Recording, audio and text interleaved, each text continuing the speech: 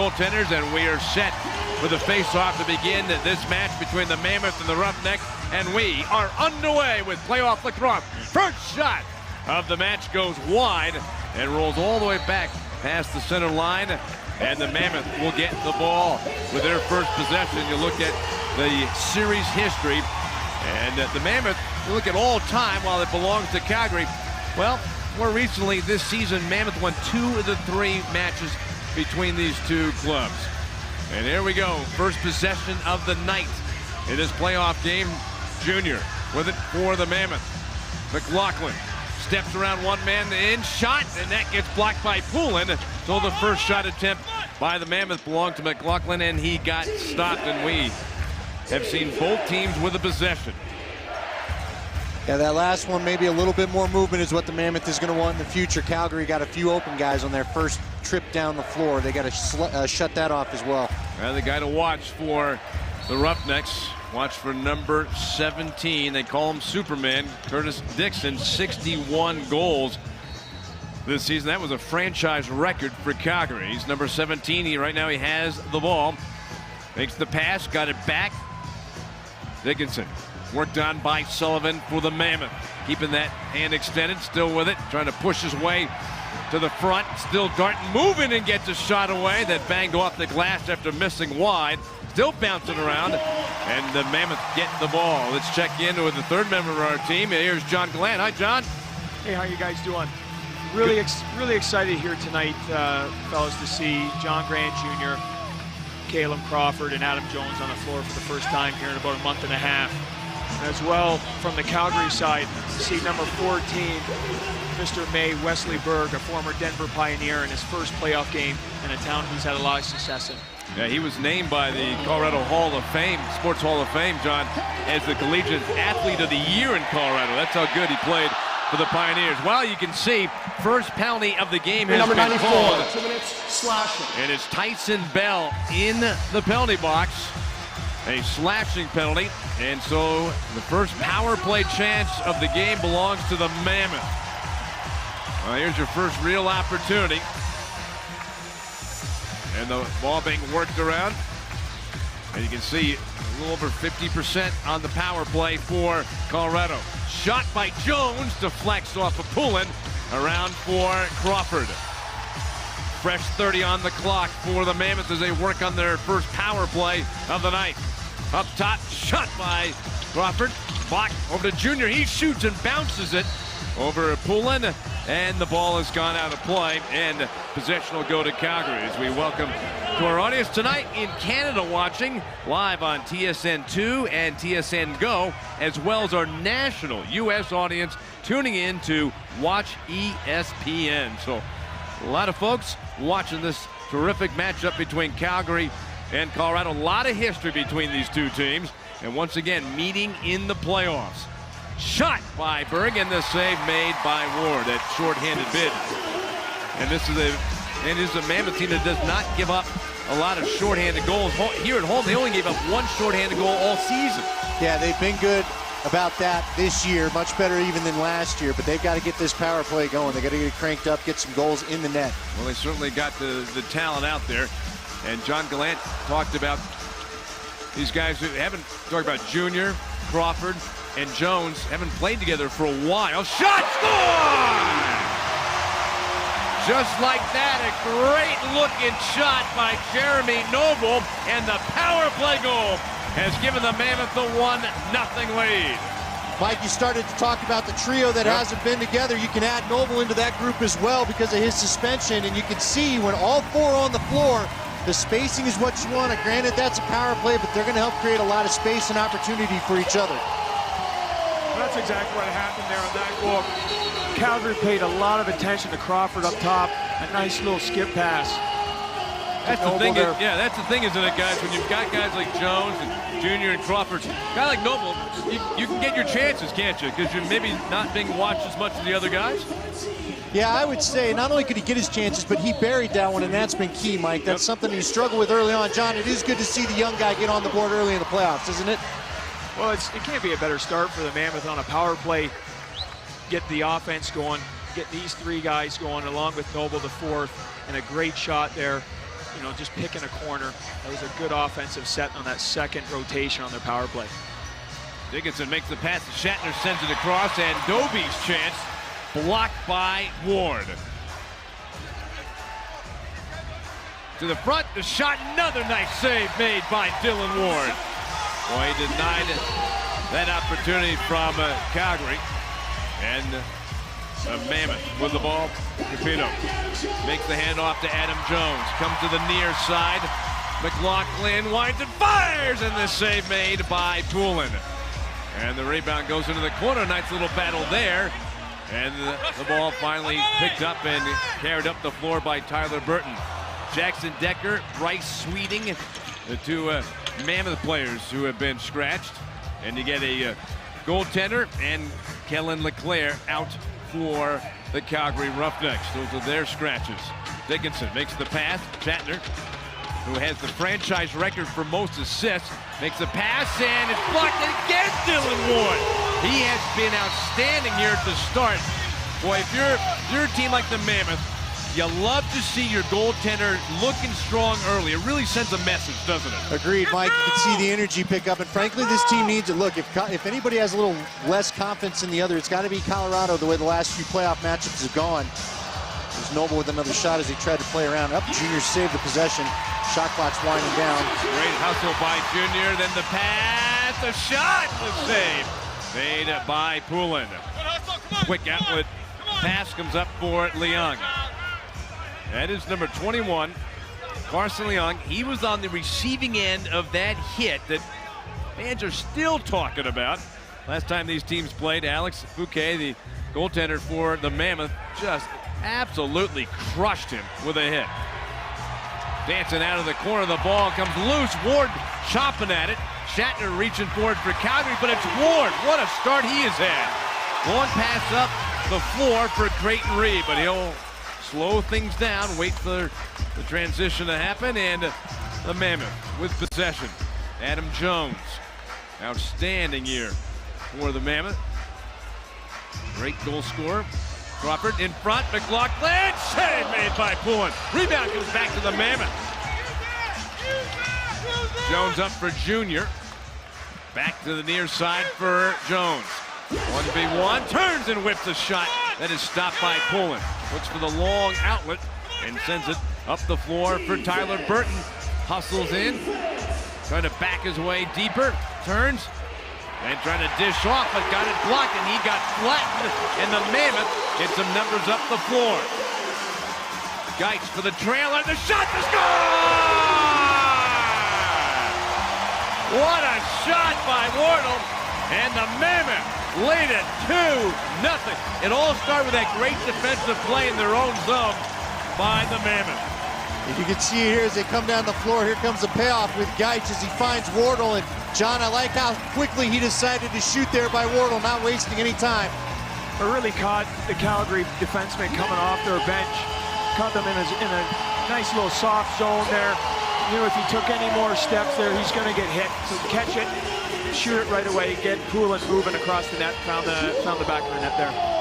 So we've seen Noble and Wardle score for the Mammoth, and it's 2-0 Colorado. This is exactly the kind of start the Mammoth want. They've gotten some great saves from their goaltender, a power play goal, and then great effort getting up the floor in a hurry to make it 2-0. Got the 2 goals in there. One of my favorite plays was that backside cut by Eli McLaughlin. That wasn't a goal, but good movement on the backside. Dickinson whipped one in. It's stopped by Ward as he spins to make the save. And Mike, I think that shows you how healthy he's feeling. Dylan was dealing with some stuff in his legs about middle of the year. I think how quickly he reacted to that, knowing it was behind him, shows you he's feeling good and healthy tonight. Dixon came off there. Yep, sorry to interrupt you guys. Dixon came off the floor there, looking up at the sky there. He knew he had a good chance, just couldn't put it in. Great pass, and then Junior bounced it wide. And well, Dickinson, John, has 61 goals this season, so you know he's going to get his chances, and he's tough to stop. But boy, so far Dylan Ward with 6 saves in this one. 20 seconds to go on the shot clock. Mammoth with the ball.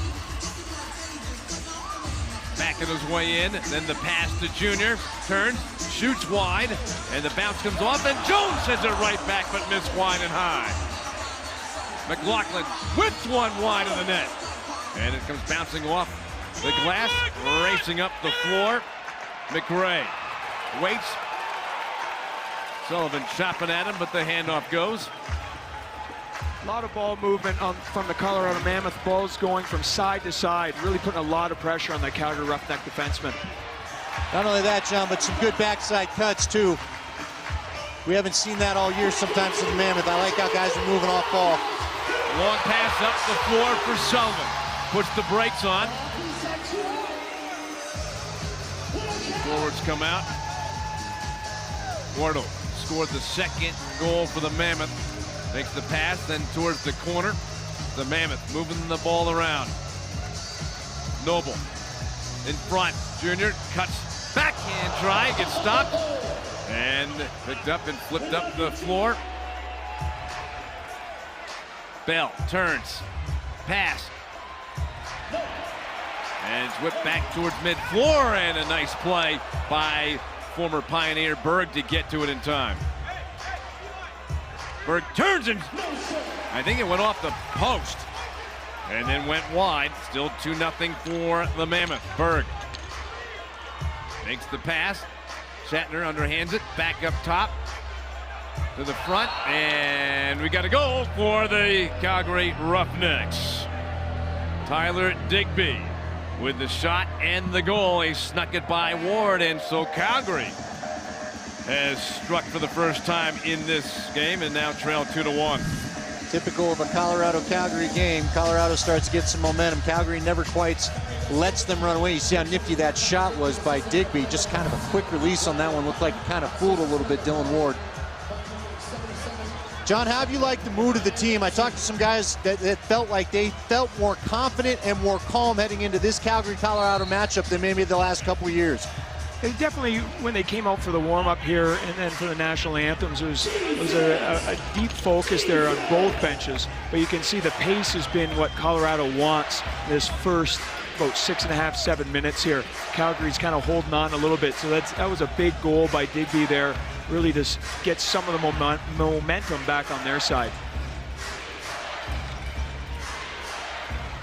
Shot scored! Digby again with a quick release, and he has tied up this game at 2. His second goal in the last 2 possessions for Calgary. You watch the replay again. You mentioned a quick release, and boy, Dylan Ward was on it. Looked like he had his stick there, and just as he shifted over the leg pad, moved enough for that to hop through and find the twine. That's 2 goals in 28 seconds for Tyler Digby and the Roughnecks. And all that momentum, all that you had going for the Mammoth disappeared a little bit. Now it's a 2-2 game with 5:13 to go in the first quarter. Well, it was a good start for the Mammoth.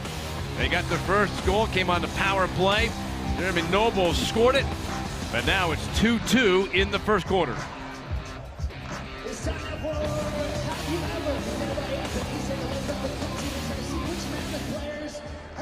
Stood up on a date.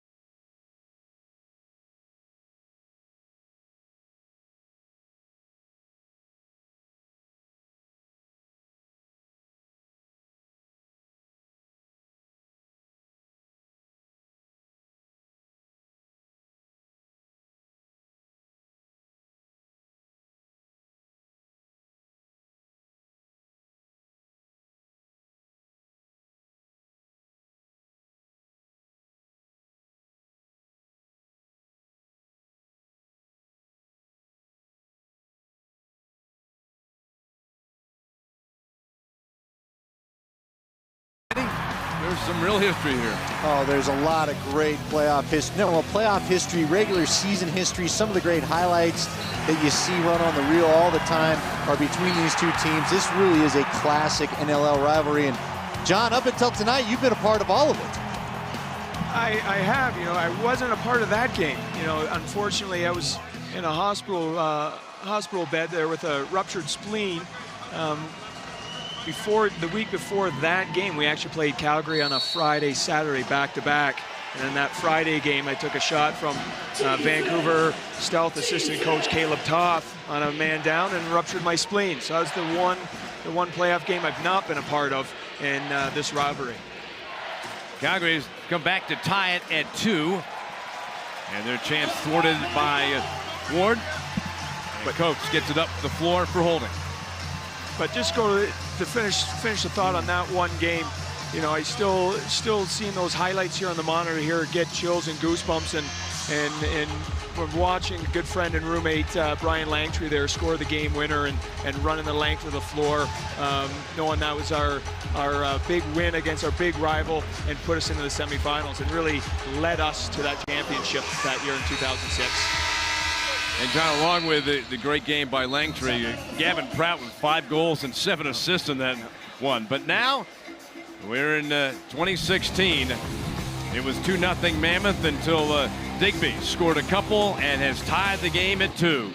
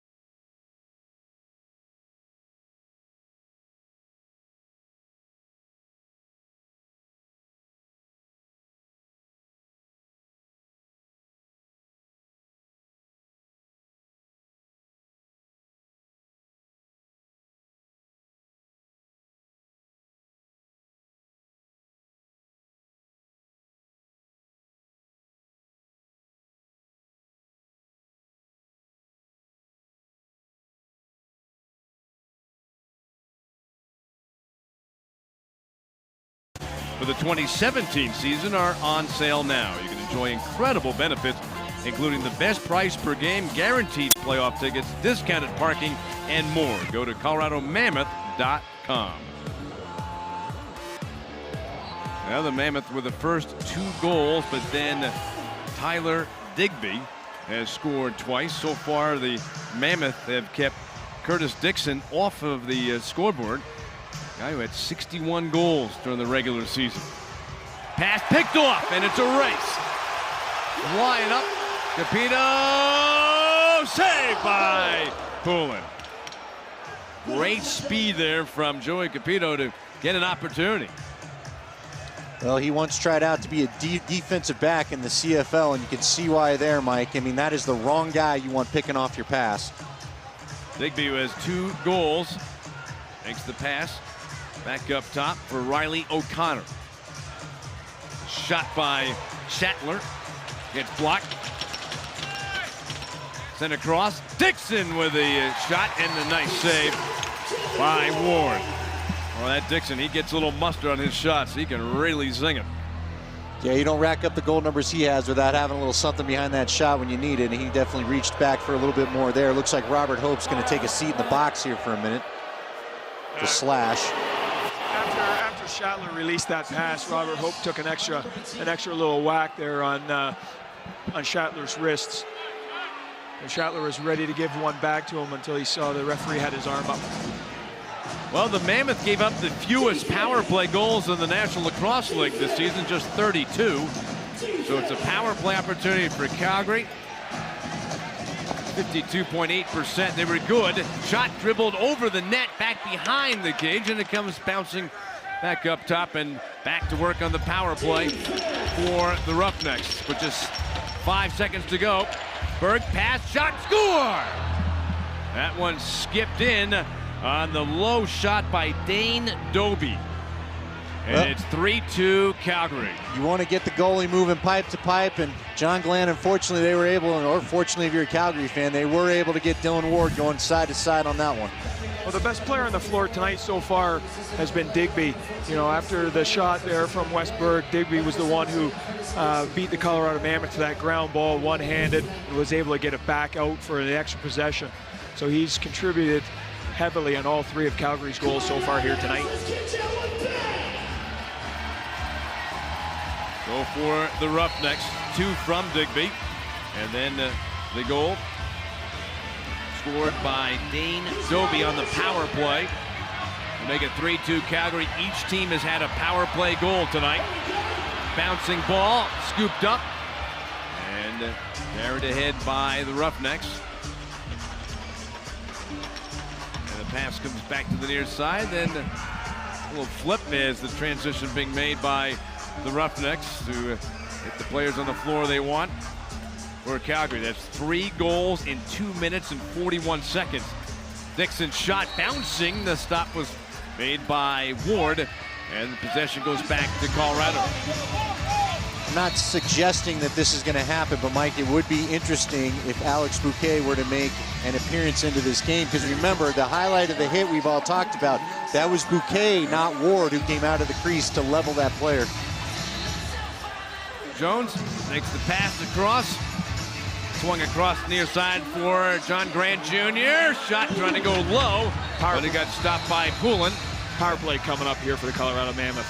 And John Grant Jr. was pulled down after he took the shot. I think we got a cross check on Jones too. Jones just got dumped face first to the turf.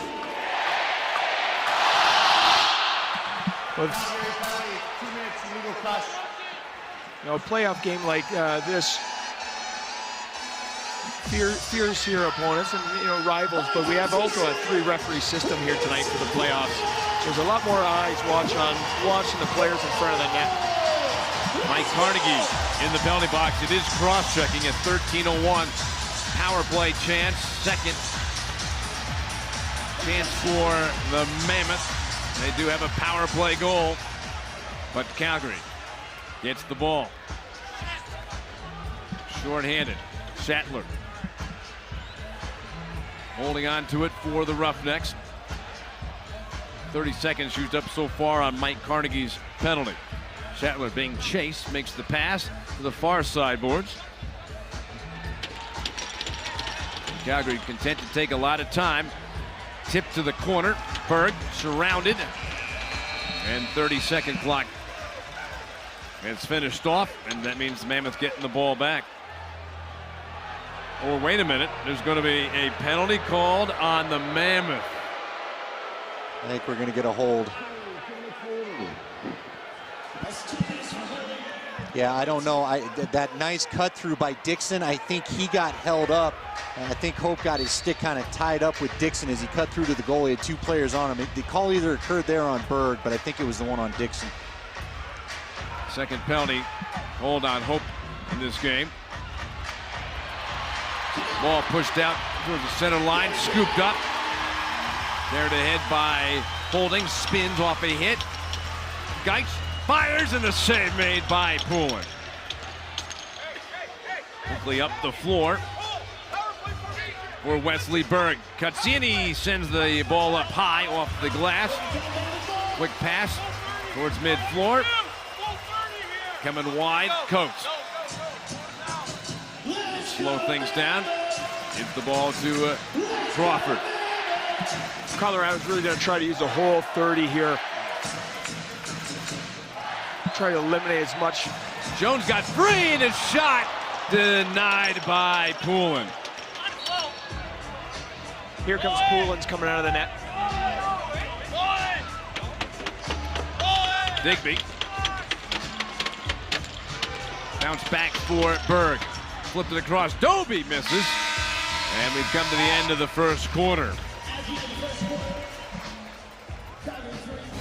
And so for the Mammoth, they scored the first 2 goals, but then 2 by Digby. And then the third Calgary goal has given the Roughnecks a 3-2 lead at the end of the first quarter at Pepsi Center in Denver.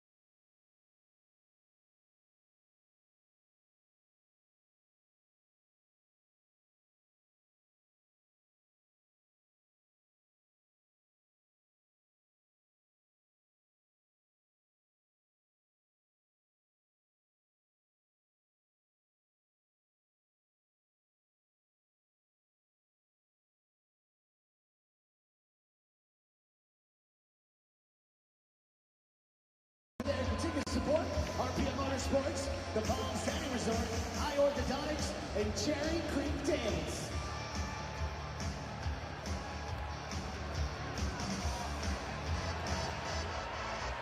There we go. You were at a Kentucky Derby party today, were you? Heck yeah. I got that same hat. Calgary leads Colorado 3-2 as we get set to start the second quarter at Pepsi Center in Denver, Colorado, and this playoff matchup between the Roughnecks and the Mammoth. And there's been a lot of history we've talked about all night. Andy, we go back to 2014 and this game between the Calgary Roughnecks and the Colorado Mammoth. And it was just one of those games that it's why this series is so great. That was a tough one for Colorado to swallow. There it is, Sean Evans, the man who's now powering New England forward in the playoffs. And that's just one of those games, John Gallant, you probably still get the chills, but it's tough to watch at the same time. And we begin our second quarter, and we're just so fortunate to have the commissioner of the National Lacrosse League with us, Nick Sakevich. And commissioners, just thank you so much for taking the time to come out to Denver, see the loudest house in lacrosse, and see this match between Indeed. Colorado and Calgary. And as we watch, we'll have a little conversation. First of all, you just completed, at least during the regular season, your first year as commissioner of the National Lacrosse League. Just give me kind of a summary. How did it go this year for you? It's been awesome. I really have enjoyed. I've enjoyed going to the cities, and I'm so excited to be here because this entertainment in this building is just one of the best in North America. So it's been fun. You know, a lot of work. I equate it to like I'm the soccer guy, right? So I've been drinking lacrosse from a fire hose for the last three months. And for folks who don't know, you spent 20 years in the league office and also working for Philadelphia, as Calgary has just made it a 4-2 lead. That is now 4 unanswered goals by the Roughnecks, and you're just waiting to see at what point, Andy and John, that Curtis Dixon was going to score a goal. You just felt that this is a guy, he's tough to stop, and there's his first one of the night. Yep, he's one of the reasons why he is the goal leader here, or one of the goal leaders, top goal scorers here in the NLL. But look, Colorado's got to get back, got to get even down there, John. They've got to get things kind of settled down compared to where they were start of the game. Yeah, they got to get that little bit of momentum back. And ground balls, the ground ball battle here. You know, they're losing a little bit, but you know, there's plenty of time left here. You know, it's going to be a 1-2 goal game as we go through this, and if they can get 1-2 and get that momentum back, they're also going to get this building to be the Loud House again as well. And in Calgary with possession again, we're joined by the commissioner of the National Lacrosse League, Nick Sakevich, and Commissioner just mentioned it a little bit. 20 years with Major League Soccer, and now into your first year with lacrosse. Tell me about what you've had a year. What do you see in the future? What are some things that you want to see this league do? Some things that you want to see this league take on, and where it is in the future? Well, there's a lot to talk about there, but we have to first walk before we run with this league. I mean, it's got great history, 30 years, some terrific legacy teams like the Mammoth and others across the league.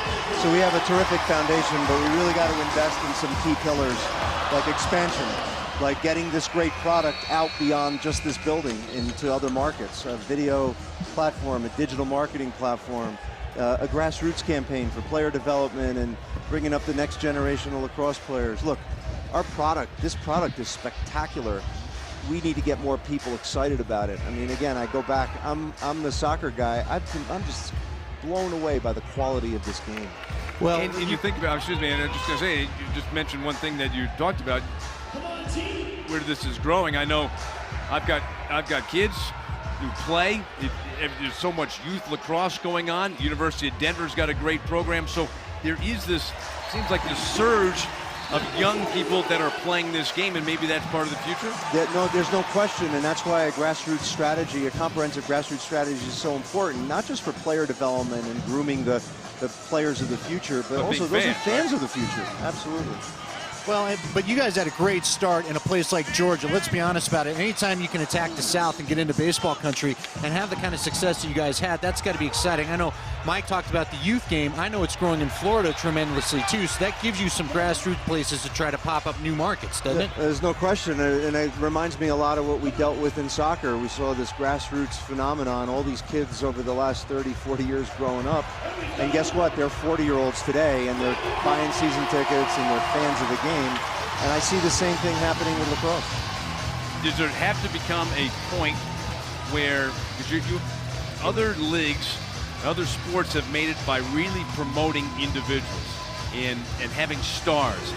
Is it going to have to be a point somewhere down the road where these players are living in the town they play, training here, working here, living here, and earning a living playing this game? There's no question that's a goal. That's a goal of mine. It's a goal of ours to make these athletes truly, I mean, look, they're good as part-time athletes. Yeah, right. Imagine how good these guys would be if they played every day and trained every day. So yeah, that's definitely a goal. But we got to get more.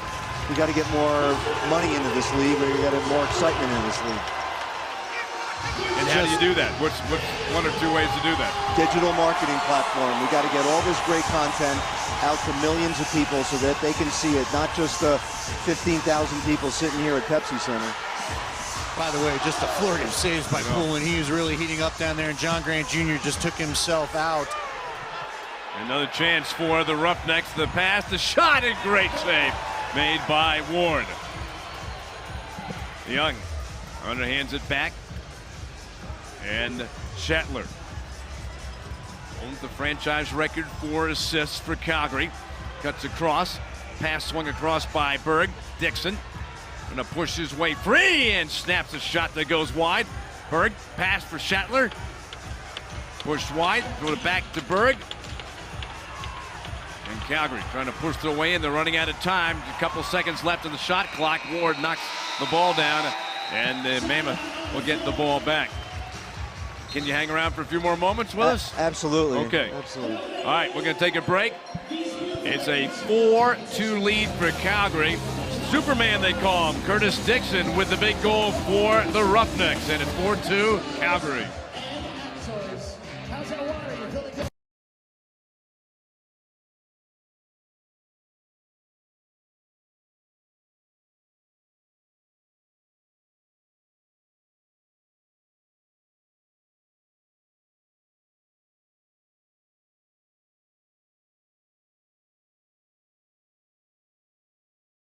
Fans, here we go!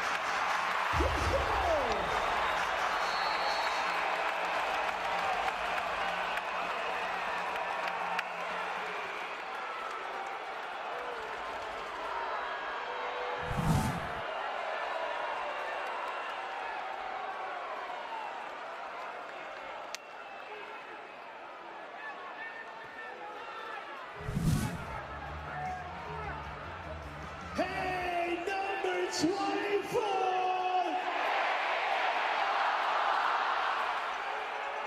Calgary number 24, 2-minute slashing.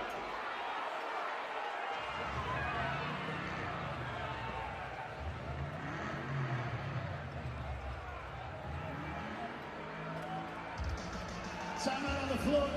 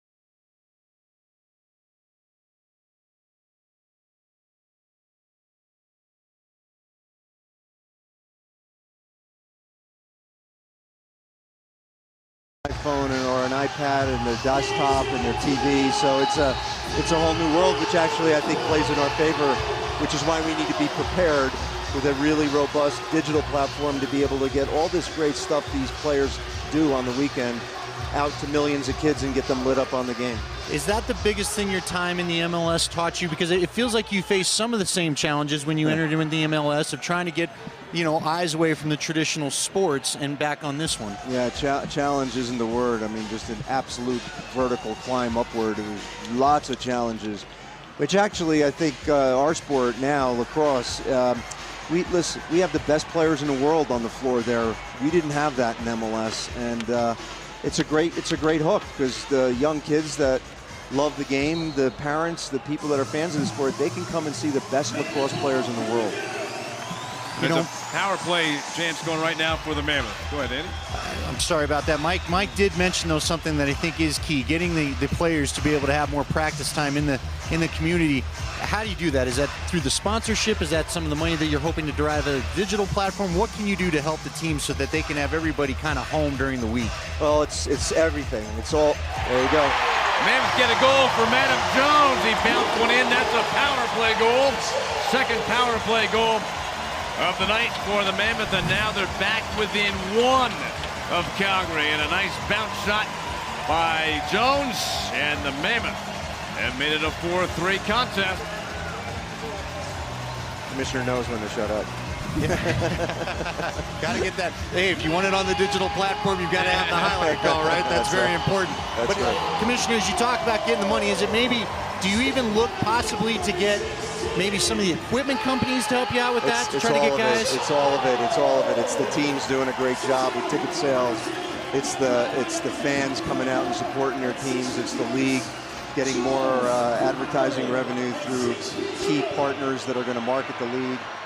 It's television broadcasters that don't just broadcast our games, but will market our league and put our league extensively on not just live, but also replaying our games. And it's everything. It's, you know, there's no one magic bullet. There was not one in Major League Soccer. There still isn't. And there sure as heck isn't one in this. It's all of it coming together, locking arms and getting it all done to move the league to where we want it to be with full-time athletes and 16 to 20 teams in the league someday and a North American footprint, and there's just so much to do. Shot by Noble, and that one trickled through. Poulin, and his second goal of the game for Noble, and tied it up at 4. Well, Commissioner, we're being told to wrap it up. Maybe from Calgary. Maybe the Calgary guys want you to wrap it up. I think Colorado wants me to keep talking here because they keep scoring goals in the middle of it.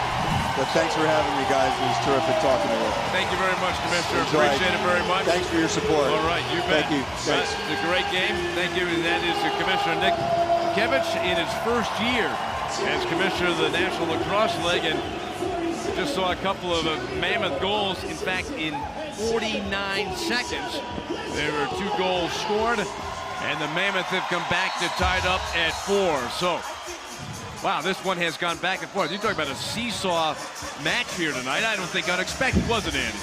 No, well, you know, Mike, welcome to Colorado, Calgary. This just seems to be what it is. Neither team ever lets the other run away too far as another shot comes. It's always nip and tuck like this. John, I don't know if you have any insight as to why this is it just the quality of the two teams? Why are these games always this way? I think it is that. I think it's the quality of the two teams and the quality of the coaching staffs as well, preparing their players for these games. And you got Calgary's got a lineup, with Digby and Dixon there on that right side, but they also have Dobie and Schattler on the left side as well. So it's quality players as well as quality coaching.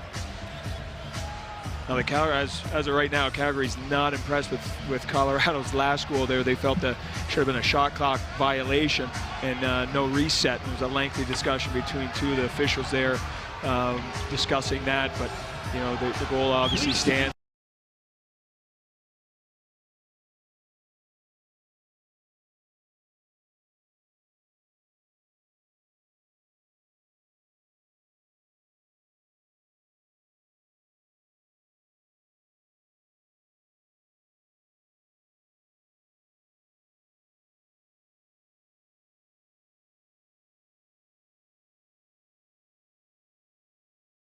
We have a minute though, Mike. It's awesome because I got to listen to you, not to make you feel older, but before I jumped into the media, listening to you call those great starts to the Red Wings-Avs rivalry, and then of course you get into TV. You guys are able to do it as they get the 2001 Cup. There's so many chapters in that, and it's that same kind of juice that's in this game between Colorado and Calgary. It makes it fun and a must. You can't miss any of these games in the series, and I think it's great for the Mammoth fans to have something like that. Well, you need a rival, and you get that with playoffs. And that certainly has been the case. Although, to be fair for Mammoth fans, it has been the Roughnecks who have owned it of late during playoff matches. But the Mammoth trying to change that tonight. Capito shot in. That one skimmed off the shoulder of the goaltender Mike Poulin. But Mammoth retained possession. Holding. Swings a pass across the far boards, back up top for Mallory. Noble gives it back to Mallory. Deep in the corner for John Grant Jr. One-on-one, backing his way in. Turns, shoots! And just as the buzzer sounded on the 30-second clock, Poulin was able to keep the ball from going in. Roughnecks have it now. Riley O'Connor gets a pick. Swings the pass across Berg. Dishes off back to Berg. He shoots and misses. Dobie atop the crease. The shot as he was decked. Wesley Berg sends one into the back of the net with a pretty play.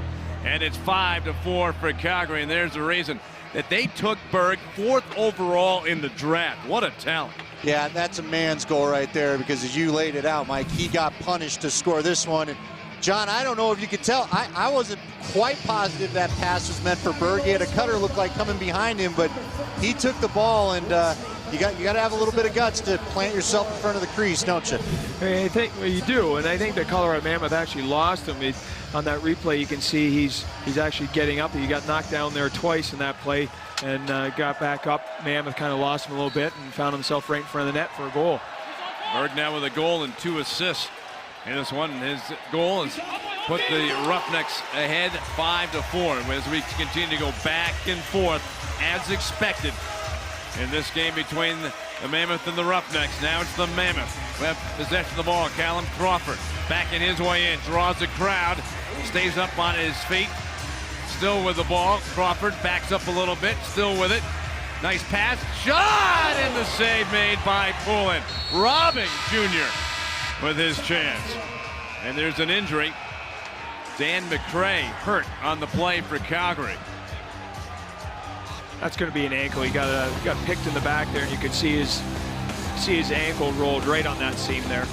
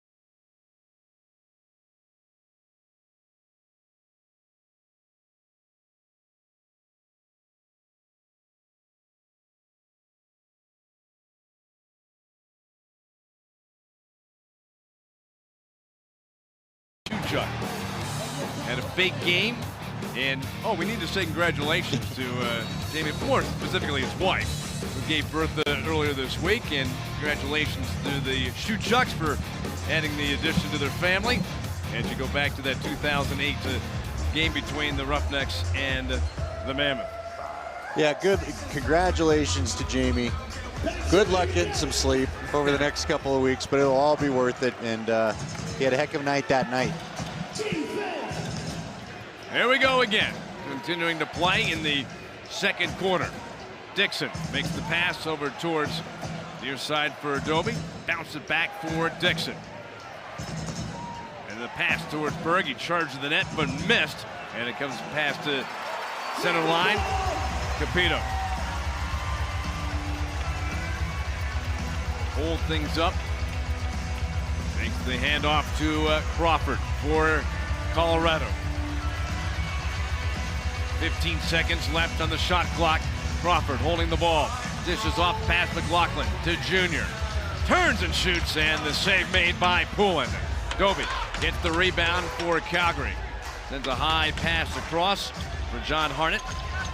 And he'll make a little flip for Shatler to take. Jeff Shatler had a big game. We just showed you the highlights of Jamie Shuchuk, but Shatler had a big game that night for Calgary. Bouncing shot and skipped over the net. Dixon reached up for it.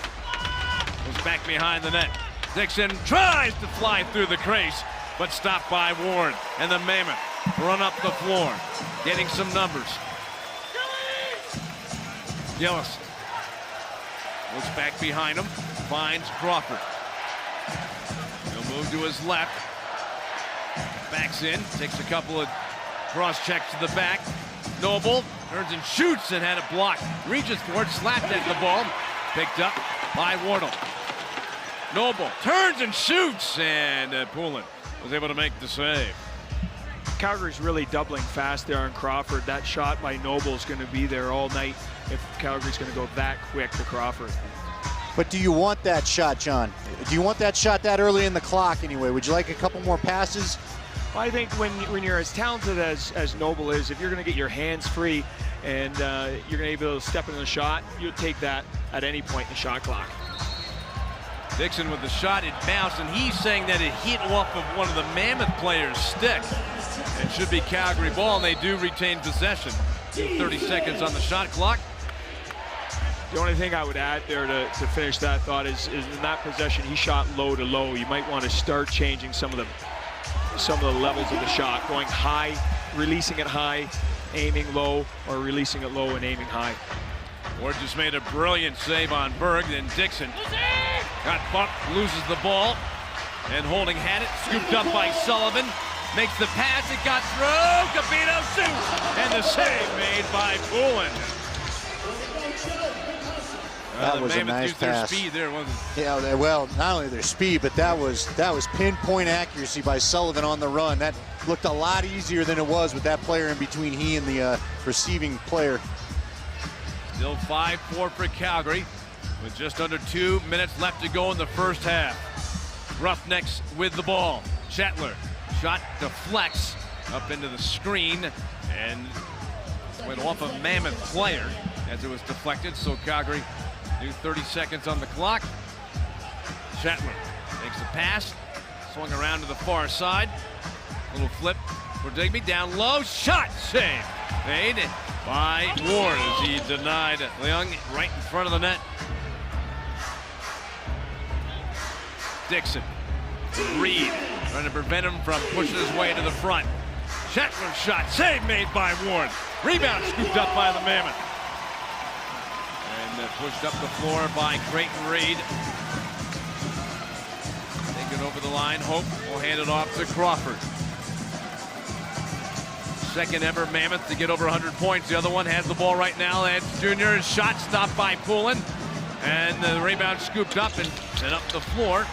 Carried ahead by Harnett. Stop, turn, shoots. Big save made by Ward. Got that left leg out in time. Holding past mid-floor. Behind his back pass on a bounce. Noble controls. Push back, lost the ball. Loose ball picked up. Forced ahead by McRae, picked up, carried ahead by Bell. He's got one with him. He shoots though.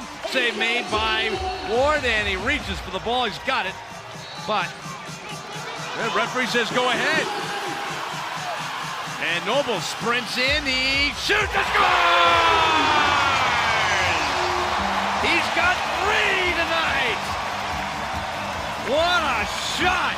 A BB into the top right-hand corner by Jeremy Noble to tie it at 5. And I don't know what he's doing. Maybe John has a better look at it, but Noble's doing something to make sure Poulin goes down, and then he's taking advantage of that opposite top corner, John. 2 beautiful placements right there for 2 of his 3 goals.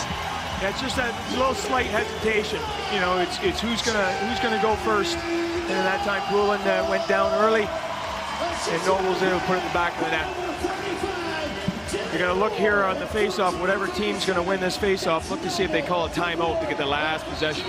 Yep, there it is there by Colorado. Good win on the face-off. It came over to Robert Hope. As he got pushed against the boards, timeout was called. So, 18.7 seconds remaining in the first half. Tied at 5. We thought we'd see a close game, Andy. That's exactly what we're seeing. And it's been back and forth. Yeah, well, it feels like we've already played a game. I don't know about you. It feels like this has been 2 different games because Colorado had their run, Calgary had their run, back to even, still another half to go. But one of the things that's making this fun, again, is we talk about growing the game, and this is something that is, I think, neat for at least Colorado. You can steal from the NFL in a way. 2 of the key contributors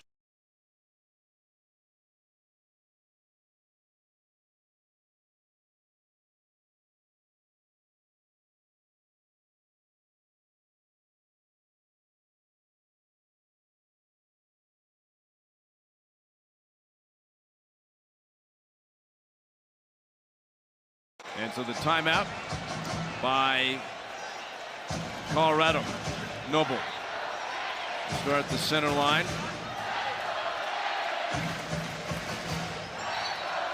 Ball given to him, and he slowly walks over the line. 15 seconds to go in the half.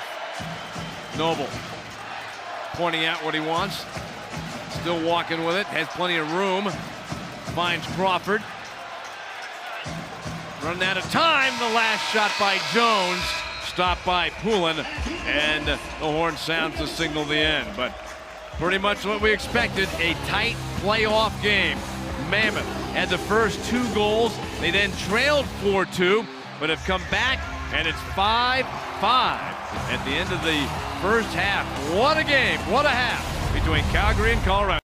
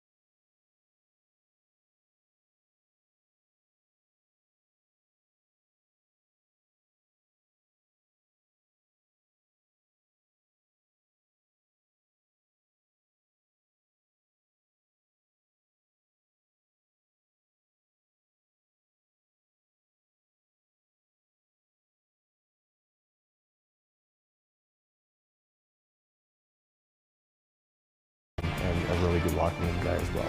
He's a guy that would do anything to win, and having that as your captain, sort of a guy that's willing to run through the wall, that's what I think of with Gavin. What he did in the locker room as a leader of men and a leader of teammates, was nothing short of amazing. We're pretty excited that people look, not just what happens on the floor, but what happened in the locker room and the phenomenal leader he was. Well, Casey Powell, another special player, the player that most American kids grew up wanting to emulate. Powell steps into it and scores! 4 tonight from Casey Powell. You look back on an amazing career as probably the best American to ever play this game of indoor lacrosse, and we're certainly proud that he came here and electrified crowds for the few games that he was able to play, but it was exciting to have him here. Pat Coyle revolutionized the position of defense and played the game with such grit and intensity that it's fun to watch him translate that to a coaching role. Like, all that matters to us is we win. That's all that matters. To see his young players emerge in his image, if you will, of the way he played the game with such intensity and such grit and heart and tenacity, and to see him instill that in the players is exciting. I might be a little biased sticking to some of the Peterborough players, but John Grant Jr., obviously one of the greatest players to ever play. Grant took one up high. Back, oh my goodness! Wow. Oh, mercy from John Grant Jr. I don't know if I've ever seen anybody, with as good a stick skills as John Grant Jr. We were proud to get him when we did, and we're proud of what he's continued to do and the legacy that he leaves in the National Lacrosse League. He's been a pretty dominant player throughout his career. Right hand behind the back, oh my God! I can't believe that he's still going at 41.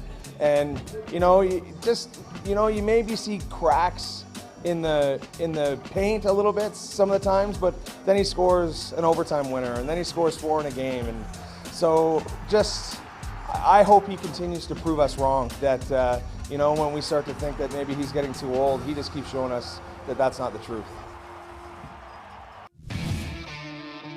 I had the great fortune of being able to play with Gary. Nothing short of amazing, phenomenal, all those superlatives.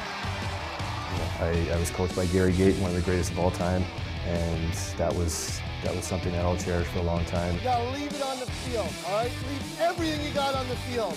That was definitely a big moment in my lacrosse career, to play with a guy with his background and what he did for the game of lacrosse. Truly was a pioneer of this league, and the league was built on the very ample shoulders of Gary and Paul Gate, and it was a thrill to have Gary help launch this franchise here in Denver. And so I'll always be indebted to Gary for what he's done for the NLL, what he did for the Colorado Mammoth. All right, so very cool to see the Mammoth well represented on the 30th annual NLL team. Good job there. When we come back, we'll take a look at the upcoming lacrosse schedule. Stay tuned.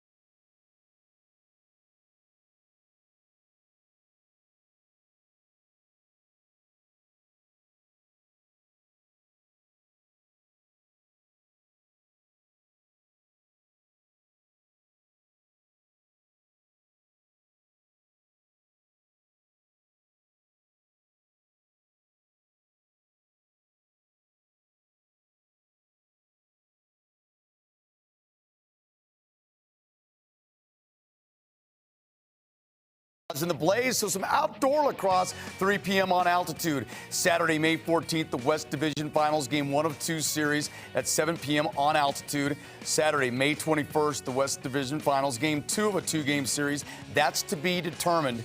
Saturday, May 28th, the Outlaws versus the Boston Cannons. That's 6:30 live on Altitude. And Saturday, May 28th, the NLL Finals, game 1 of a 3-game series. That's to be determined. Of course, that is if the Mammoth advance. We'll keep you up to date on what's happening in the lacrosse world for both the Outlaws and your Colorado Mammoth, who are in action right now. Well, after this break, we'll get you back to the Loud House for more lacrosse action.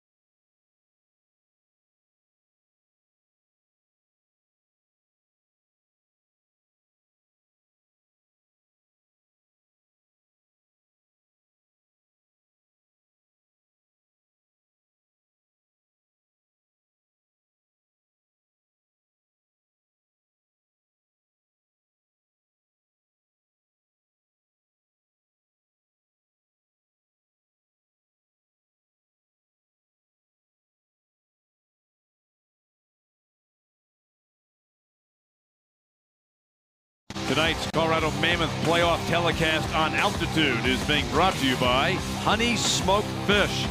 Honey Smoked Salmon is the superfood protein of the future. Energize your body with real food. And by Peak Kia. Peak Kia, it's a great idea. We get set to start the second half at Pepsi Center in Denver, Colorado, tied at 5. And there's the face-off to begin things, and it goes to the Mammoth as we start our second half 5-5 game. Creighton Reed going towards the bench. Flips the ball to McLaughlin. Eli McLaughlin sprints back behind the net. Feeds it across. High at top for Jones. Lost the ball. It comes free. Mammoth have got it, but running out of time. Then the last second shot taken by Wardle is stopped as we check in with John Gallant. John? I think Calgary Roughnecks came out awful early from that second half. They look very focused, ready to go for this last 30 minutes. So it's going to be an interesting 30 minutes here to see what players are going to step up to move their team into the next round. Yeah, and Dixon doing a nice job just to get a shot off. John, I've got to ask you, do you feel like the guys on the bench are any tighter for the Mammoth than they were coming out? We heard they were confident early. You even reiterated that save by Ward. Are the guys tighter and they loose on the Mammoth bench? Right now I think they're fairly confident, and they want to push the pace. They want to get the pace in the flow of the game on their side and get the crowd here on their side. So it's going to be an important first 5 minutes here to see how the rest of this 40 minutes is going to go. Crawford got stick checked as he tried to go to the front of the net, and Roughnecks have possession as we welcome our audience tonight in Canada watching live on TSN2 and TSN Go, as well as our national U.S. audience tuning in to watch ESPN. And you're watching right now early in the second half. 5-5 shot by Dixon, stopped by Ward. Back up top for Jeff Sattler. Swings the pass over to Dobie. Down the near side for Berg. Turns and shoots right into the logo of Dylan Ward. Quick outlet pass comes to Reed. Slows up. Looks to make a play and gets it to Adam Jones, who just came onto the floor. Over towards Crawford. Dangerous scenario for the Mammoth that last time out. They left Dixon alone. I couldn't figure out why. Then I realized it was Wesley Berg. They went to double, Mike. Shot by Crawford. Right off the shoulder. Come on! Pulling. Manning makes the pass. Sattler uses the pick to get free. Swings it across the far side.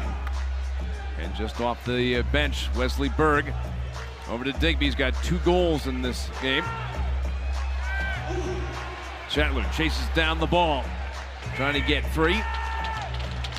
Ducks and dives, makes the pass. Shot by Digby, bounces wide. Digby was crushed as he made that shot. And Sullivan crosses mid-floor for the Mammoth. Off the bench comes Junior. Wardle, who's got a goal in this one, finds Jones. Back it up, he shoots and bounced it high. Bell takes it off the glass. Trying to get some numbers up the floor. Bell stays up and gets a weak shot off, but it looks like a penalty being called on the Mammoth. It'll be Holding, Cam Holding going to the penalty box for Colorado.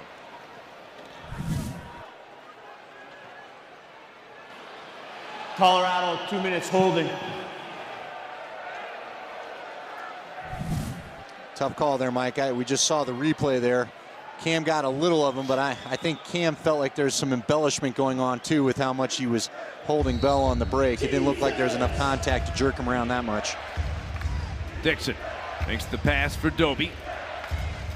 Sattler takes one pass and gives the ball to Dobie.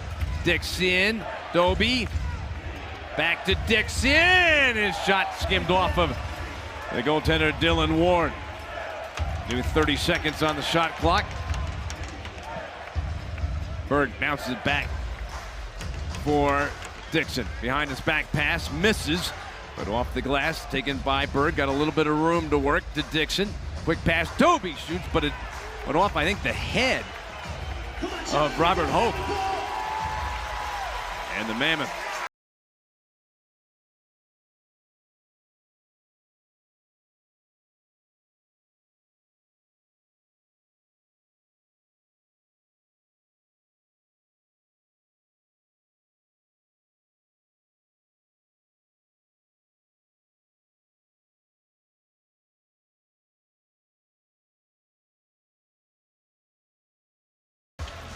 and Calgary will get possession back with another 45 seconds remaining on their power play. Look for Calgary to have a little bit more motion here in their offense. That last set, they put Digby right in the middle, put pressure on the Mammoth defense. They're looking here to move the ball a little bit more. Berg and Dixon exchange positions. Dixon gets the pass back, fakes it, then gives it to Doby. He shoots on a hop, stopped by Ward, pass across, intended for Digby. Chopped at, Berg picks up the ball. Push back towards the corner. And up top for Dixon. Behind the back pass, doesn't connect, but Shetler will race it down, has the ball. Dixon winding, ducks, turns, and his shot gets blocked. 7 seconds on the shot clock. That shot missed. And Doby says there should have been another 30 seconds given to the Calgary, but not gonna happen. Mammoth will get the ball. Well, the hot tub, folks, in full swing tonight with the game tied at 5 in the third quarter.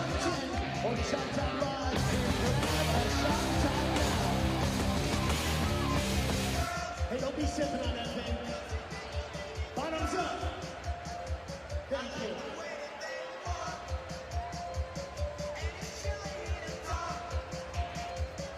It's that time for Keyball, brought to you by KeyBank. Well, let's send it to the lovely Carrie on the field with all the details.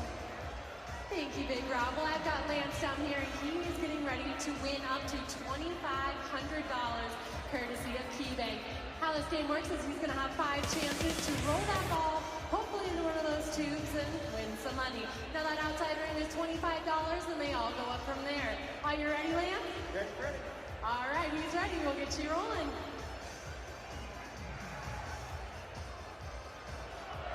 That's $50.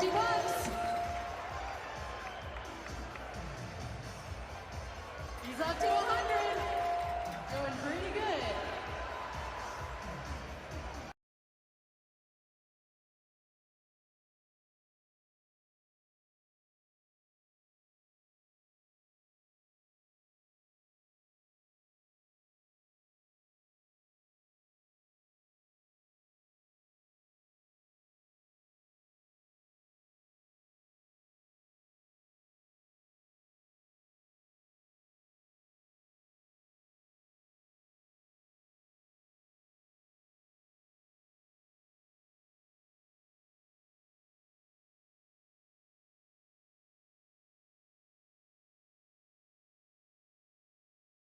This one, because I was actually at this game as a fan, and to get that kind of run, that's a football style hit. That's a safety coming over to clear out the receiver, and almost the same kind of thing with Bouquet here on Lyon. Now I can remember Jamie Shuchuk between the benches that night for us, and he saw that one coming, John Gallant, before it really happened. He saw Bouquet leave the crease. It's interesting because in this game, you guys don't always require the big hit to get going, but both those hits really brought a different energy to the crowd those nights, didn't they? Oh, it definitely did, and brought an energy to obviously the Colorado Mammoth with both those hits. So yeah, it doesn't always have to be a goal, you know, that gets the crowd going. It often can be a hit there that really changed the momentum of any game. Delayed penalty on Calgary. Ward has gone to the bench. Extra player out for the Mammoth. Hard shot by Junior, stopped by Poulin. But the Mammoth are going to get another power play opportunity. Calgary number 3, 2 minutes illegal cross check. That is Dan McCray for the illegal cross check. Another power play chance for the Mammoth. You know, Mike, it's interesting because we talked about why this rivalry is special. We refer to some of the hockey ones. When you have an anger between the two teams, it exists every game. It makes it special, doesn't it? It sure does. It makes it boil a little hotter. Mammoth, power play. Jones, shot missed on the short side. High bounce. Jones back out high for Noble. He's got 3. He tried for 4, but missed. Mallory took it off the boards. Mammoth down to 2 seconds. Shot. Save made. Another 30 seconds up. Nice grab by Crawford. And the Mammoth's got a little more time on this power play. Minute 20 to go in the penalty. Shot by Noble. Save made by Poulin. He came out to cut down the angle and made a nice save. Then a long pass up the floor, and Reed knocking down the man right in front. Dobie very unhappy that there was no call, but the Mammoth still with the ball. So on that last shot, Jeremy Noble tried to go high to low like John Gallant talked about. We'll see if he doesn't continue to try to change his release point where he's aiming it. 50 seconds to go in the penalty. Power play continues for Colorado in a 5-5 third quarter. Jones gets the behind the back pass from Junior. John Grant Jr. gets it back, makes the pass. Crawford's shot is caught and stopped by Poulin. Looks up the floor and finds Shatler's got a man wide open down the floor. Dixon scores! Shatler to Dixon. And a short-handed goal for Calgary puts them ahead 6-5. You'll see on the replay here, Dan Coates, the captain, trying to get in there and provide a little bit of pestering to Dixon, but this is what makes him special. He doesn't let it bother him. He can feel the man coming. It doesn't matter. He still stayed patient. That's a good shot. And again, a 1-goal advantage for Calgary.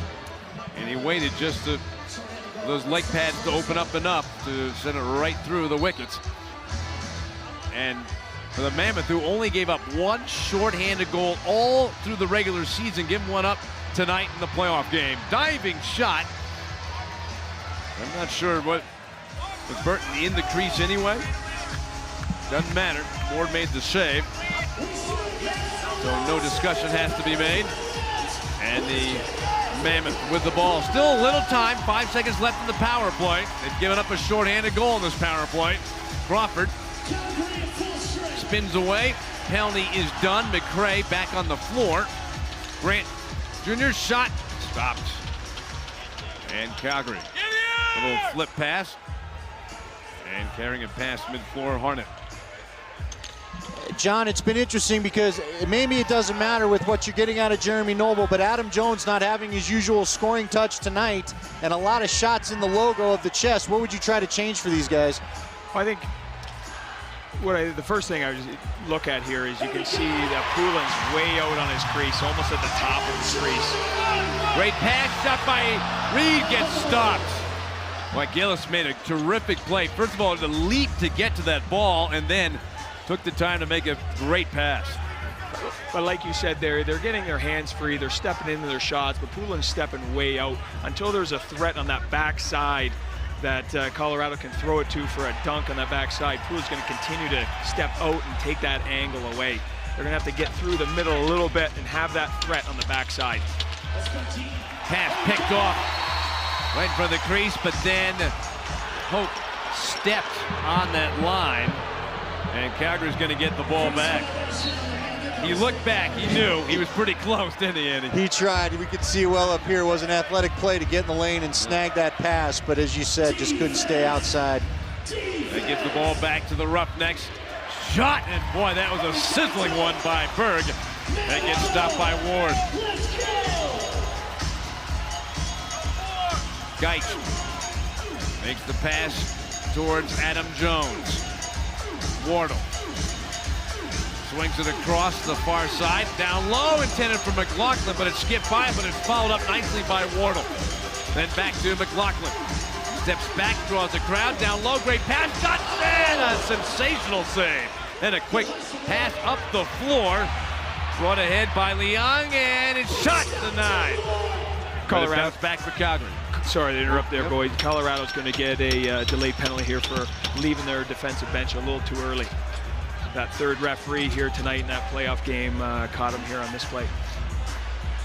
Indeed, the delay call is gotten Poulin, the goaltender, to the bench for Calgary. Extra man out. Dixon makes the pass, then the shot stopped by Dylan Ward. But when we come back, it's going to be a power play chance for Calgary, who now have the lead on Curtis Dixon's goal to make it 6-5 in favor of Calgary.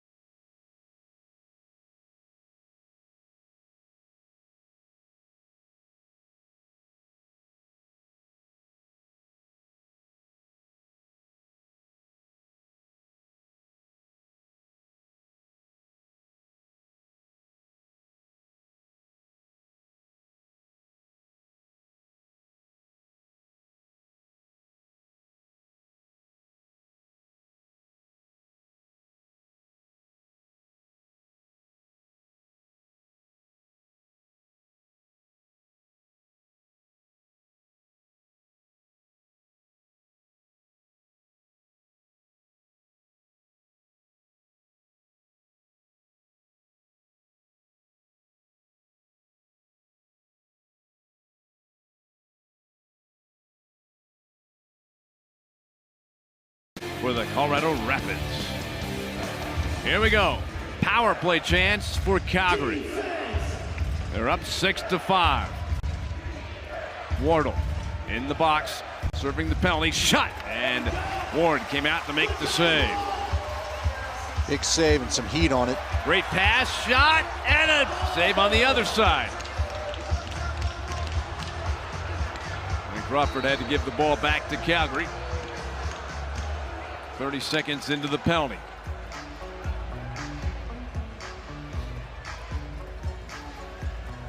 Wesley Berg, former Pioneer, finds Curtis Dixon.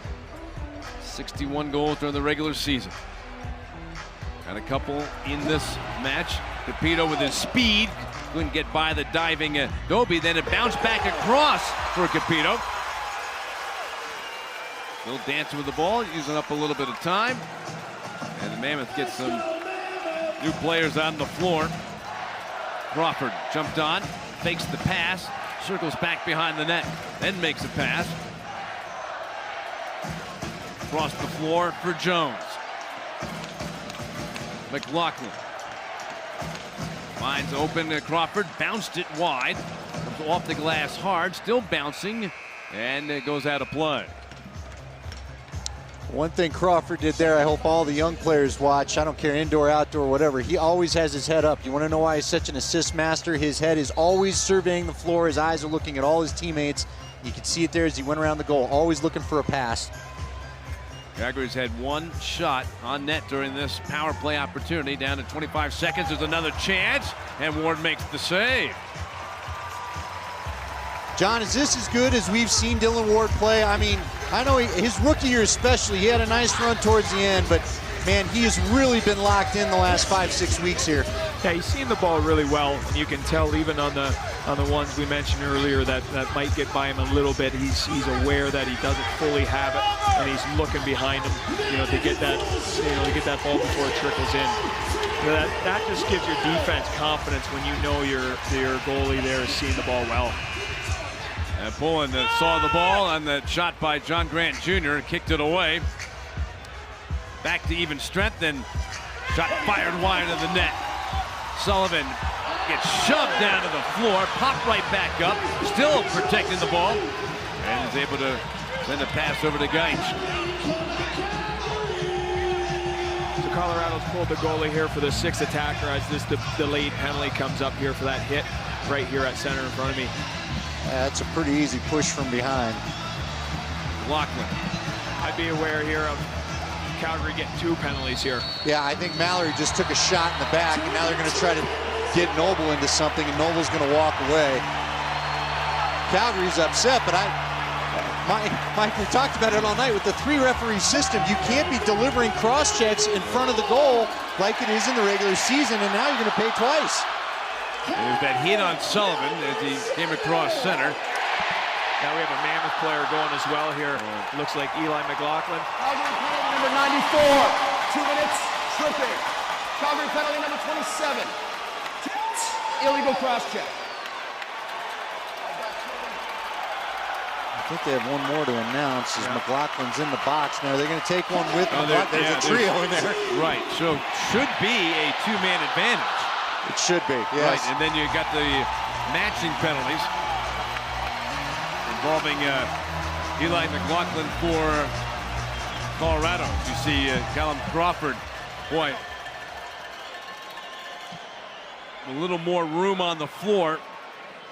And there you see McLaughlin. He's the only player for the Mammoth in the penalty box.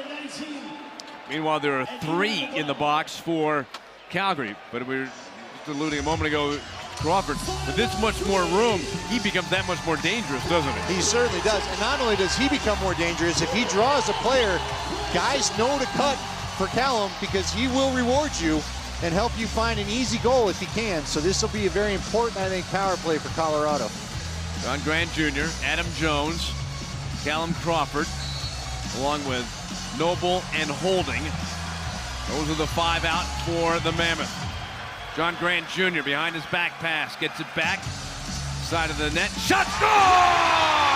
Oh, what a flamethrower! What a shot by Jones! He rocketed that one by, pulling short side, and this match is tied at 6. John, if I had to pick one guy to score for Colorado, I think Jones would have been in there. It's good to see, if you're a Colorado fan, him get a score tonight. It had been a rough night to that point for him. Absolutely, and you know they have that time and room that he did there. You know that's only going to give him confidence in the last quarter here in 2 minutes of this power play. But because he scored early as well, you know if we're Colorado's able to win the face-off here, they're back on the power play again. Yeah, lots of time. That only took 10 seconds, and so the Mammoth go with that man advantage for another minute and 50. But it's Calgary with possession. Dixon wrestled against the boards, gets free, shoots and scores. Wow. Second short-handed goal for Dixon in this half. Yeah, and what makes him so special is it doesn't even look like he's winding up to fire it as hard as it comes out of the stick. It's just like a flick of the wrist, and it just comes out so hot. And Ward just didn't read it. Now that time Dixon was smart, maybe used a little bit of the Mammoth player to screen Ward a bit, but that's why he's been so valuable. That's why Calgary, that man right there, is the reason why Calgary made the run into the playoffs late in the year. He's got 5 points in this game, 3 goals, 2 assists. And the 2 goals here in the second half have been short-handed goals. Twice as many in this half than the Mammoth gave up all regular season here at home. Well, it's why faceoffs can be so important in the playoffs. I know they're not as valued as much, especially as in the outdoor game, and maybe not during the regular season, but when you're trying to put a run together, especially when you have that advantage, Mike, it can be huge. And Calgary going to get the ball again after that faceoff. Not necessarily win that faceoff, but the decision goes to Calgary. And so they've got the ball again, short-handed. Minute 20 left in the penalty to Tyson Bell. Snap pass across, and then a slingshot by Dixon. Stopped by Ward. Well, his release is amazing. Last minute of the third quarter. Still on the power play. Jr. working his way in, fakes the shot, then shoots and bounced it wide. And it bounced off the glass and goes into the crowd, so Calgary will get the ball again with 40 seconds remaining in the penalty, but just 30 seconds to go in the quarter. Dixon threw it away, he got some pressure, and gave it back to the Mammoth. So the Mammoth, with 23 seconds to go in the quarter, will stay on the power play the entire time. Calgary really stayed with that last possession. Jonesy leaving Junior open. Let's see if they lock him off a little bit more here on this possession. Pass grabbed by Noble after bounce wide. Jones shoots, and it hit the post and goes wide. And that's the end of the quarter. Well, Calgary has a 7-6 lead, but if there's any good news, the Mammoth led the league in coming from behind when trailing after 3 quarters this season. But Curtis Dixon, what a difference he's made here in the second half with a couple of shorthanded goals as we go to the 4th quarter with the Roughnecks leading 7-6 over the Mammoth.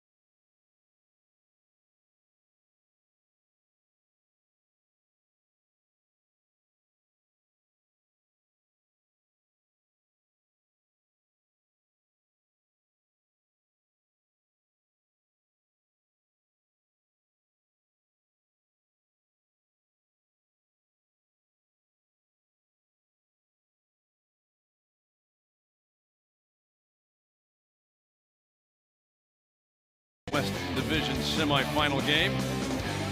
Lacrosse fans, should the Mammoth win tonight, they would move on to the National Lacrosse League West Division final against the Saskatchewan Rush.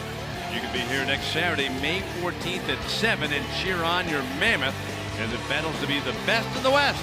For tickets, go to ColoradoMammoth.com. So here we go, the 4th quarter. As I said before the break, the Mammoth 3 times this season came from behind when trailing, going to the 4th quarter more than any other team in the NLL this season. The penalty is now over on Bell. We're back to even strength. Calgary leading by a goal. They have the ball.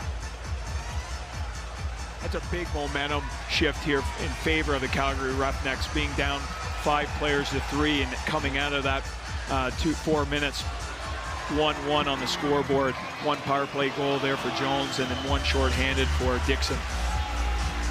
The energy here on the Calgary bench is at the highest it's been all game here. Crawford finds Junior, powers his way in front. Great pass, shot! Save made by Poulin.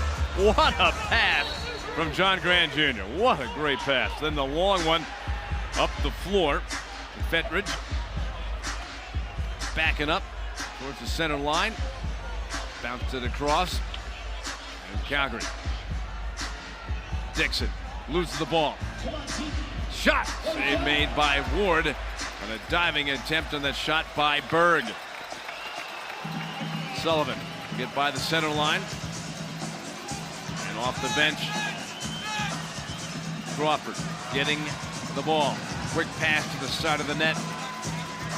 For Noble. Gets free. He's in front. He shoots and scores! Fourth goal of the game for Jeremy Noble. He got free, wolfed right in, and then rocketed one to the top corner to tie the game at 7.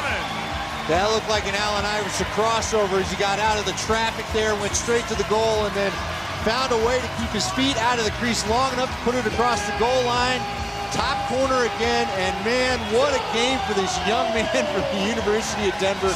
Jeremy's got to really be feeling good about his night tonight. Huge goal early in the fourth quarter for the Mammoth. Jeremy Noble leading the way with 4 goals tonight for Colorado. And there's a win on the faceoff. Geitz to the front, and it goes trickling wide. As we look back at that goal by Noble, that dive, Andy, and just a great play. Yeah, fantastic play, and boy, he's been picking that opposite corner all night long, and it's working for him, and the Mammoth needed to. He's been making up for basically what's been Adam Jones's usual night that he has not had. Shatler, double teamed, still with the ball somehow, still with it. Shatler shoots and misses. Mammoth get the ball back. Gillis moving up the floor. Headed towards the bench, just drops the ball. And Wardle slings a pass to the corner. Jones gets shoved, fights his way back, turns and shoots and misses high and wide. Into the corner, loose ball, taken by Calgary, bumped away, still loose right in front of the crease, and the goaltender able to scoop it up, and Poulin overshoots his man going up the floor, and a collision in the corner, and a little battle going on, and the Mammoth, Sullivan, a little help, and Mammoth had the ball.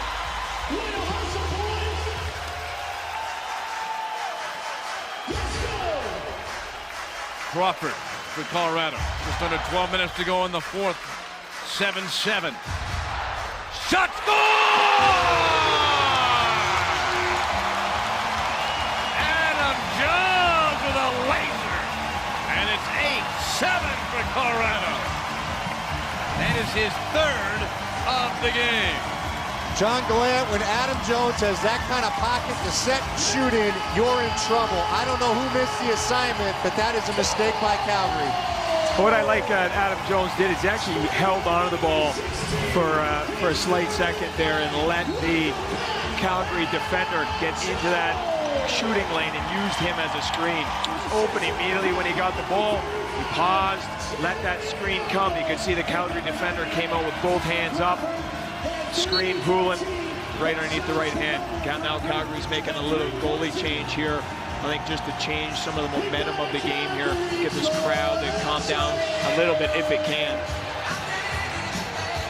And coming in, Frankie Giuliano, the new goaltender for Calgary. So a change in the fourth quarter in an 8-7 game by Calgary. I'm sorry, Mike, but Poulin isn't even taking the mask off. I think you guys are right. This is just clearly, hey guys, get your head back in the game. I wouldn't be surprised next time out Poulin's back in there. Well, see if Mammoth can take advantage of a cold Giuliano. And here's a chance for that. It happens. No goal, though. No goal. Disallowed. Quick pass up for McRae.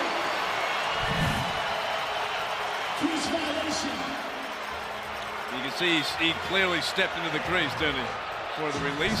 Well, or no? It's tough. I think it's, if you want to use your challenge, now's the time. Poulin, by the way, coming back in already. I don't know. It's close, Mike. It's real close. Berg for Calgary. In front, behind the back try by Dixon, and it goes wide. And again, another look. He might have stepped top of the arc of the crease, but that back leg, that I think would have been the culprit if it had been, but I don't know. The Mammoth aren't going to challenge. It doesn't matter anyway. So Poulin comes back in. He is in net right now for Calgary. And ball comes free. Shot right into the chest of Poulin. And a long pass down the floor, and it is grabbed. And in front, there's a chance. Scored! Wow, Curtis Dixon with his 4th of the game.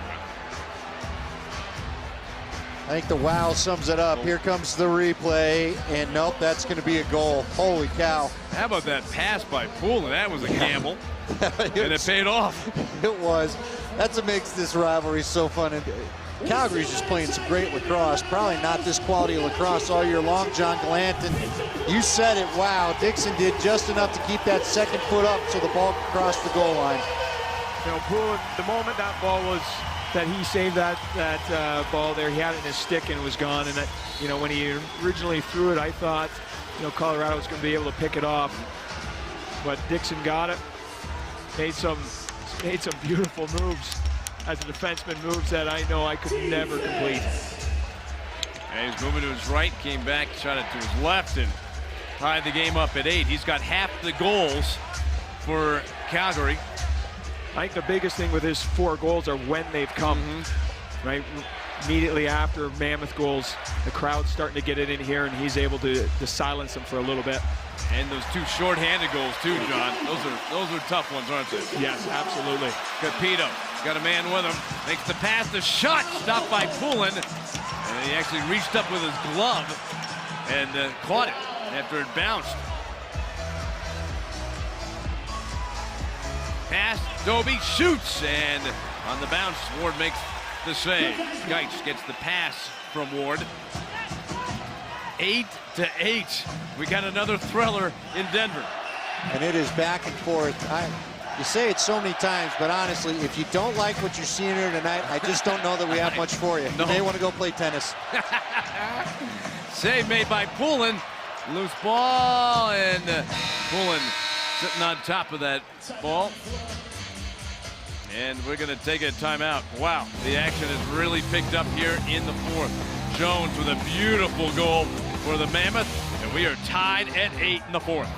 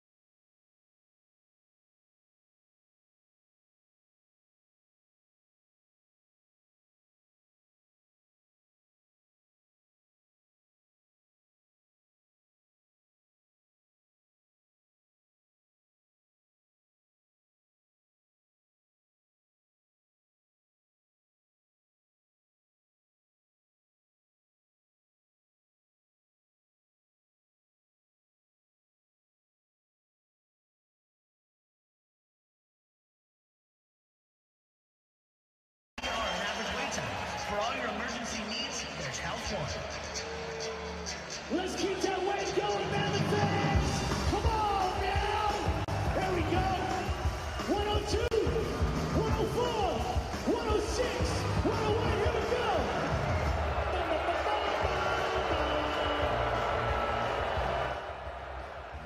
Was that Calgary fans on Pepsi music?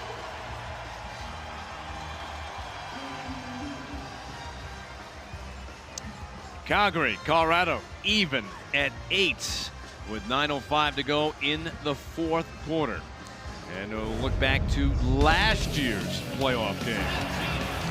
This was one of those classic matchups as well that unfortunately did not go the Mammoth's way, but it was just another back and forth tilt. And Colorado, it really played a very good game that night, although you're seeing all the scoring here going by Calgary, and Sean Evans just was a man. really turned it on for his team when they needed it most. And, you know, I can remember that game. I remember at the end of it seeing so many dejected faces. And John, I mean, you were part of the team that Jeremy Noble's the guy that, after showing so much fire as a rookie and some leadership, I just remember how he didn't even celebrate after a certain goal. I think that's when Steve Govett knew he had to do some different things for this year, wouldn't you say? No, absolutely. It's, you know, you can't stand pat, and you know, the Mammoth had a great regular season last year, hosted a home playoff game, but those results. There's a goal for Calgary, charging to the front and scoring on the play. Tyler Digby, he had the first 2 goals of this game for Calgary, and his 3rd goal of the night has just made it 9-8 in favor of the Roughnecks. I know here Colorado's contemplating challenging this play, looking at an off-ball defender being in the crease. Yeah, it's Westberg on the behind. He was the one behind in that bottom corner.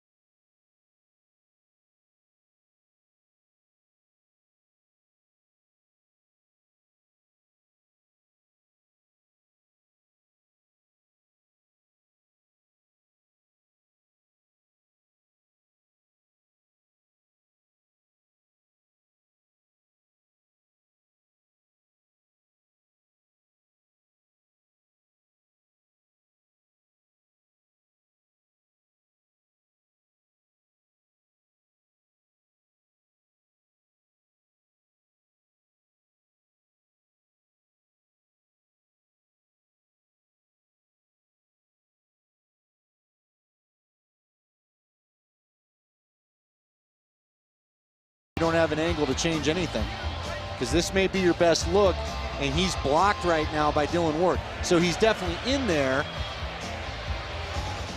but is he cleared out by the time the shot is taken? You can't see the other foot to tell, and since it's a goal on the floor, I don't think they can change it. His right foot is. His left foot came out, but you can't tell if his right foot came out. Now they signaled it was a goal, right? So the replay's got to show conclusively that it needs to be overturned. Yep, and Dylan Ward, after making so many saves, is now blocking the key foot tonight. So I don't know. There's just not a better angle that tells you because of where he is in the crease. Normally that overhead angle is the save-all for anything close like that. He's inconclusive evidence. We got a good goal. You're spot on, Andy. Good job, Andy. You're exactly right. You just couldn't tell to overturn it if he was in. Finally, I'm right on that one, right?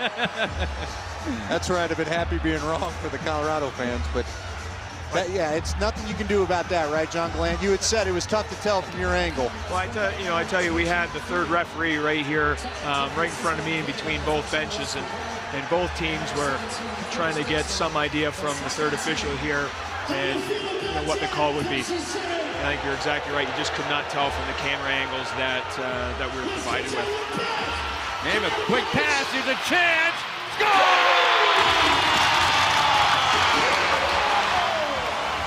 What a play!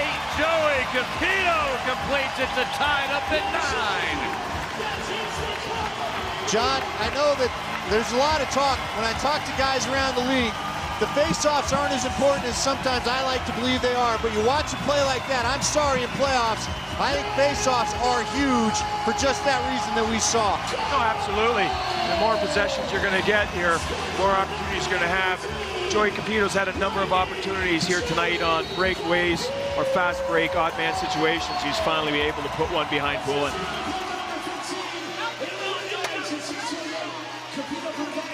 That was a great pass, then the goal. And here's the thing about momentum, guys. That was just 9 seconds. 9 seconds. Oh, there's another one! And immediately right after, a shot by Adam Jones. And the Mammoth have the lead. It's 10-9. What a swing of momentum after that challenge. And the goal by Calgary 9 seconds later. The Mammoth tie it, and then a few seconds after that, a total of just 19 seconds for those 2 goals. The Mammoth have the lead. There you go. And you talked about the momentum, and again, John, it looked like that shot was a little bit similar to one Adam scored earlier. Let the defender take a run at him and fire the shot. Was that, I wasn't completely seeing the floor at that time. Is that similar to what it was? No, absolutely. You could tell the Calgary defender there was worried about doubling on John Grant Jr. Jr. with his head up. We talked about Crawford having his eyes up, seeing his teammates. Jr. with his eyes up made the pass. And here we have a 3-on-1. Yeah, another face-off win for the Mammoth. But from the Calgary side of you here, you know, Adam Jones hasn't shown you that he's going to beat you underneath with his speed. But you know when you're going to close that gap that he's generally going to shoot. Calgary's going to want to close that gap a little harder on Adam Jones. Mallory back it up. It's Noble's got 4 goals. Crawford to the front. The shot to save by Poulin. He makes a little soft pass up the floor. Carried ahead by Harnett. Greg Harnett to Dixon. And back up time for Jeff Shatler. Chased by Sullivan of the Mammoth. Shatler flipped it. Shot! And Ward's got it. He made the save. It was close, but he made the save, kept it out. I think Dane Dobie, I think he thought he scored, but maybe that was just frustration that he was flailing his arms with. Either way, beautiful, just clutch save by Dylan Ward with the shooter right on top of him. Noble finds Crawford. Cuts across, shot got slowed up, and Noble turns and shoots. It was deflected. Got his own rebound shot off the mask of Poulin. Dixon's here on a 2-on-1 again. Right down the middle, the pass. Big save by Ward. Huge save for the Mammoth. Guy shoots and deflected off the post. It's going to be a 2-on-1 for Calgary again with Dixon. McRae has the ball. And did not make the pass across for Dixon. That last shot that Ward saved, John, normally you want your goalie step into the shooter. Ward did a great job of doing the opposite and just pretty much swallowing up the goal. He got large on that one. Makes another brilliant save. Got that stick down low and stopped the low shot. 6 minutes to go. Mammoth lead by a goal, 10-9. Jones has come to life here in the second half for Colorado with some big goals. Crawford cutting across, makes the pass, and up top for Junior. Over to Crawford. Cuts to his right, bounces the pass through, and it dribbles away, and Calgary to get possession back. You know, I think one of the things we're seeing too, gentlemen, we talked about it in the pregame. We've not seen the full collection of offensive firepower on the floor for the Mammoth in a long, long time, basically half the season. Now you're seeing it tonight where Callum Crawford has not had his typical night scoring, still being an assist guy. But with what you got, Jones and Noble, and now maybe even Junior getting in the act because he's been a beast tonight. There's the cross-check, Calgary be down. You're really seeing why Steve Gutler was so frustrated not having his full firepower out there. You can see how, as the game has moved along, comfortableness between them and just getting back. There's a chance right in mid-floor, and it was already a penalty on Calgary. Mammoth's going to get the ball back. Noble has it. So this is a power play chance. A cross-checking penalty. It was called on John Harnett. Bad penalty, guys. It occurred right in front of the Colorado Mammoth bench. Harnett cross-checked the player as he's trying to leave the floor. Boy, big power play for the Mammoth. They can get that 2-goal lead. They can convert. Shot by Junior, missed time. Off the glass, Mallory pays the price. Dishes off for Jones, but he couldn't hold the pass. And time has run out in the 30 seconds. Oh, right in front of the Mammoth bench. I think the referee's going to send both players into the box. John, did it look like he's sending both off? Yes, absolutely. We got, you know, it's hard to hear the whistle down here. And Manning was playing the ball as it was a ground ball. He finished his check on Mallory, and I'm sure we're going to have Mallory a little bit of a dive there as well as when he received that hit.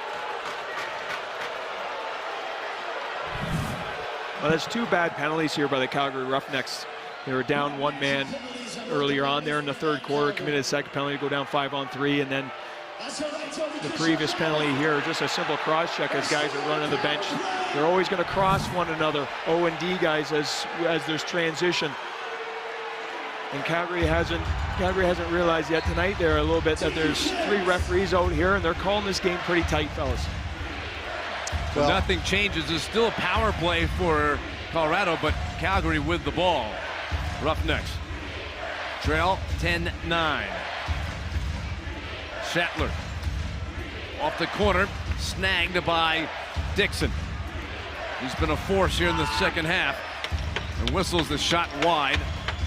And then the ball will pinball all the way back down the floor. 1 minute left in the Calgary penalty. And we're going to take a break from Pepsi Center in Denver, Colorado. Loudest house in lacrosse.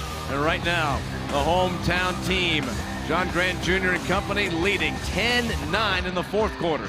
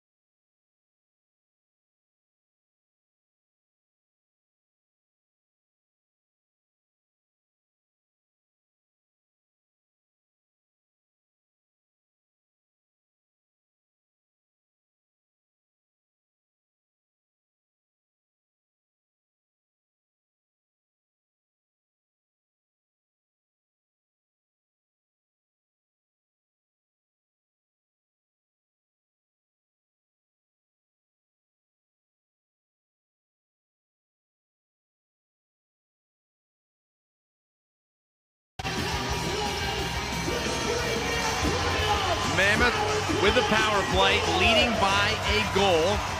50 seconds to go in the penalty on Calgary. Jones steps around. Back to McLaughlin. Crawford. Good ball movement by the Mammoth. Jones. No ball. Shot right in the chest of Poulin. 4 minutes to go. Short-handed Calgary. With possession. And give to Shatler. Calgary's just going to run out the rest of the Mammoth power play. And then you'll see one of their players depart the box. That's going to be Harnett departing the box. Scramble for the ball.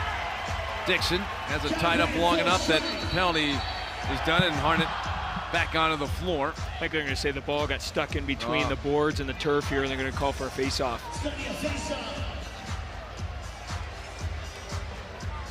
Face-off in the Mammoth end.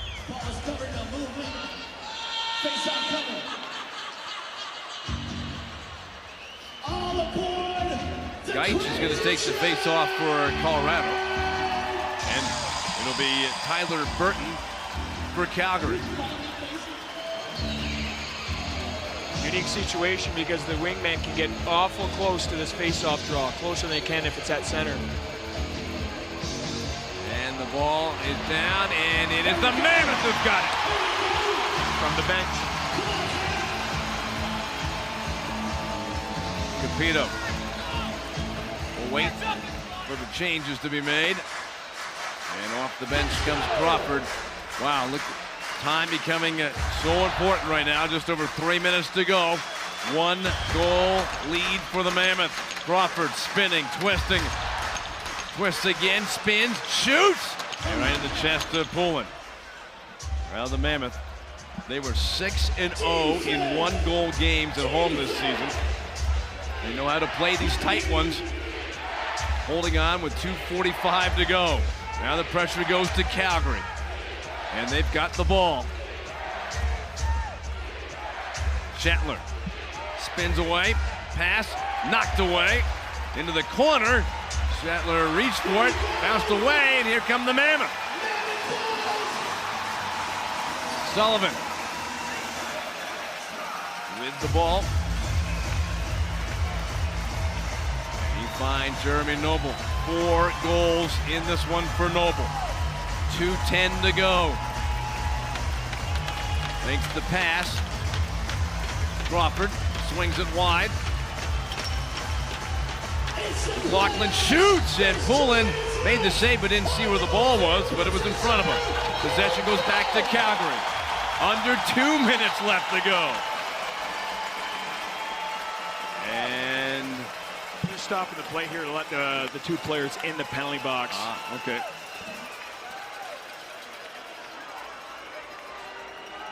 Yep, they're worried to see if they should let the 2 players in the penalty box leave or keep them in there. The Calgary players still in the box. Mammoth still have one in there as well. Mammoth too sitting. I couldn't see with the fans standing up. So the players stay in the box, and we resume play. Here we go. Wow, this is big time right now. Dixon, he's the guy. He cuts in, he missed it wide, and then it rattled off the glass so hard that it went past the center line.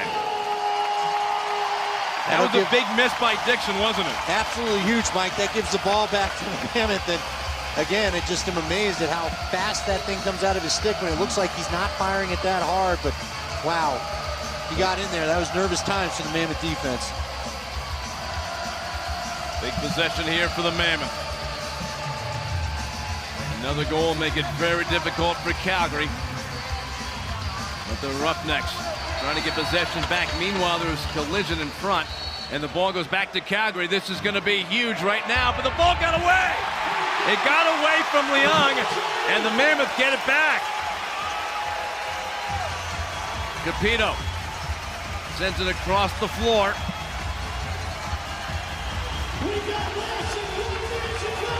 Mammoth. John Grant Jr. with a chance. Poulin makes the save. He's still looking for the ball.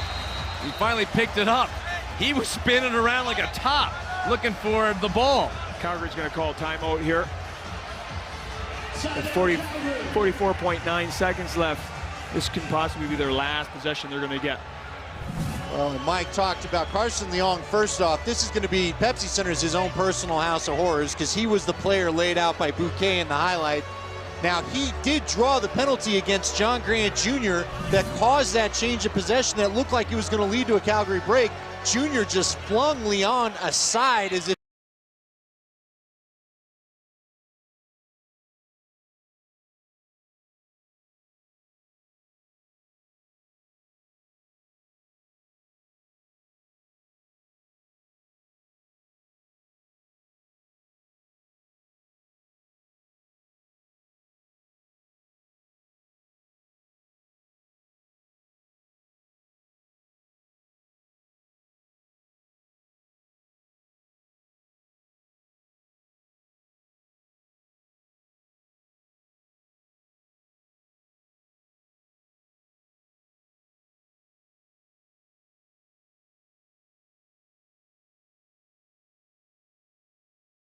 Sealed.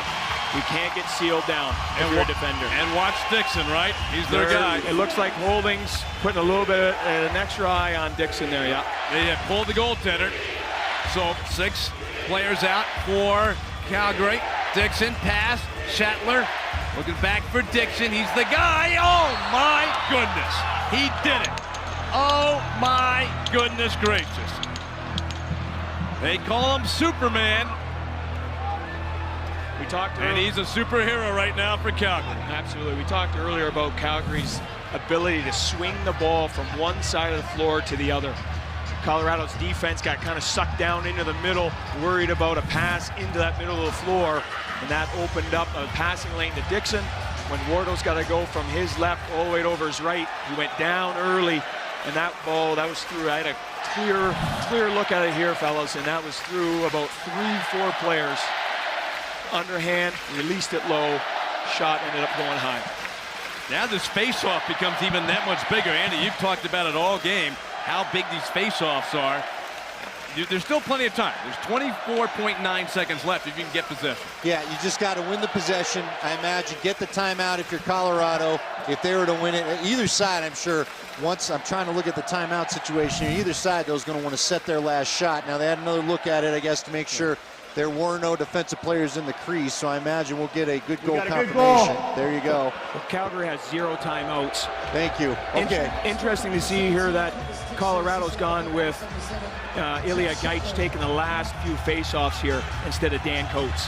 He took that one in defensive side. Now he's going to try to take a key one here late in the fourth, and it belongs to Calgary. Burton cutting in. Makes the pass. Dixon has the ball. 15 seconds to go in the fourth. Poulin on his way to the bench. Dixon goes out for Doby. 7 seconds left. Doby cutting in. Back up top. And the ball lost. Calgary never got a shot. They had basically 20 seconds of possession and did not get a shot. But the last shot they did have went into the net to tie it at 10. Not a surprise in one sense, just disappointment for Mammoth fans that they didn't get that save on that last shot by Dixon. Well, we're going to give you the overtime. It is sudden victory all of a sudden. We'll put up the 15 minutes in order to see how this gets solved, but obviously we have to claim a winner here tonight, Mike. And back to your point, yes, the Mammoth fans, the Mammoth bench have to be disappointed out of the last offensive possession played out for Calgary. If you're Calgary, it's just par for the course in the playoffs. John Glenn, I don't know if you can give us any insight as to why Calgary is so special come playoff time, but they have the heart of a champ and they've got slow pulses. They just never seem to overreact to anything late in the game. Well, I think, both organizations, we mentioned earlier with their coaching staff, your team is going to take the mentality of your coaching staff, and with Kirk Milowski, very well prepared, detailed coach, and they've, as an organization, they've replaced players like Tracy Kaluski, and they bring in Wes Berg, and they have Dixon, and they have players like Schattler and Doby who have been there for years and years, and so when you can bring in young players and they can mesh with the veterans, that's what creates a mentality within your organization that come playoff time, you're going to be playing at your best. Very.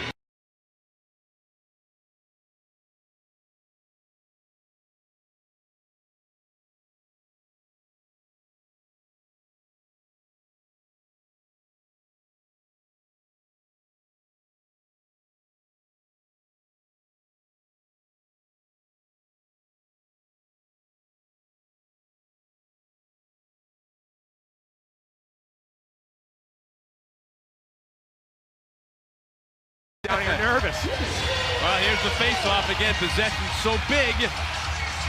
And in first possession belongs to Calgary. Colorado 2-0 in overtime this season. Calgary is 1-3. Calgary took the timeout. I was thinking Schattler needs to get it across the timeline, but plenty of time. Timeout by Calgary. And I'm sorry there, I did as well. It's so loud down here, you can't hear any of the whistles. And as you're watching Schattler kind of just walk up the floor, Colorado Mammoth were yelling to press, the press, the press. It is deafening loud down here, fellas.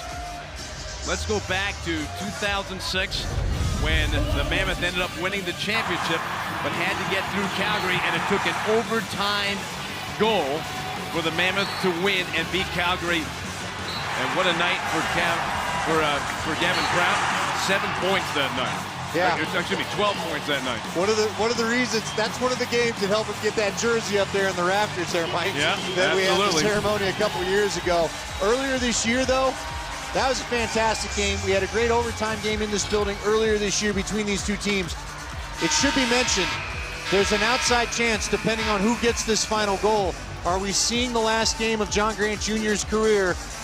Junior was the one that got the overtime winner earlier in the season. I know we're on a national broadcast, but I'm not going to admit there's a small part of me pulling for 24 to maybe extend the season with the game winner. Couldn't agree with him more, and he certainly is a guy that can get it done, but Mammoth's got to get the ball back because Calgary's got it. And look out for number 17, Dixon. He has scored some big goals in this game for Calgary. Pass towards Shetler. Now Dixon with the ball. Cuts across. He lost it. Dixon popped it up. But 30 seconds we're done on the shot clock anyway. Now it's the Mammoth turn. They can win it. Who will be the hero? Mammoth with the ball and a chance to win in overtime and continue. Locking off both Adam Jones and John Grant Jr. here is the Calgary defense. Crawford has the ball for the Mammoth.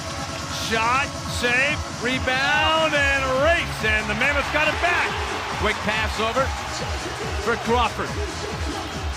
Another 30 seconds on the shot clock. Again, Calgary's defense locking off both Adam Jones and John Grant Jr. here. Jones, though, gets a pass. Gonna push his way in, he shoots. And Poulin had a clear look at it. Was able to make the save. That was the first time we've seen from Bruce Codd that defense all game. There was no help for the righties. Oh, that's a 10-second violation. Wow, back to the Mammoth. Small little play by Adam Jones just to stay out there and not give him the free pass over the timeline, and it works out. McLaughlin with the ball for the Mammoth. Another chance to win it here in overtime. Noble's got 4 goals. He's been great tonight. Pass Jones. Here's a chance. Jones shrugs off a hit. Still with the ball. Tapped away from him. Struggle in the corner. Time running for Jones. Cuts behind the net. 5 seconds to go. In the shot clock, the ball goes back to Calgary. Well, the Mammoth had their chance there. Now the Roughnecks get it back. The hero for them tonight has been Curtis Dixon. A couple of short-handed goals, and then a goal in the last minute. Oh, and again, Calgary does not get a shot. Can't do that. That's a dumb penalty. Capito for the Mammoth. Gets it over towards Coates. And the Mammoth get the players on the floor they want. Here comes John Grant Jr. Can he be the hero again? He cuts across. Here's a jam. Oh, and it bounced off the post and then goes out of play. But Mammoth still with possession. Another 30 seconds on the clock. Junior with that chance to win it. Crawford cuts in and missed it.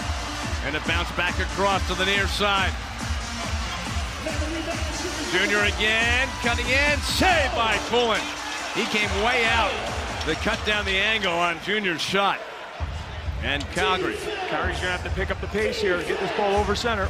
They haven't got any shots during this overtime. Dixon, though, cuts in, he shoots, and save made. But another 30 seconds. Pass over to Berg. The DU star turns, can't get a shot away.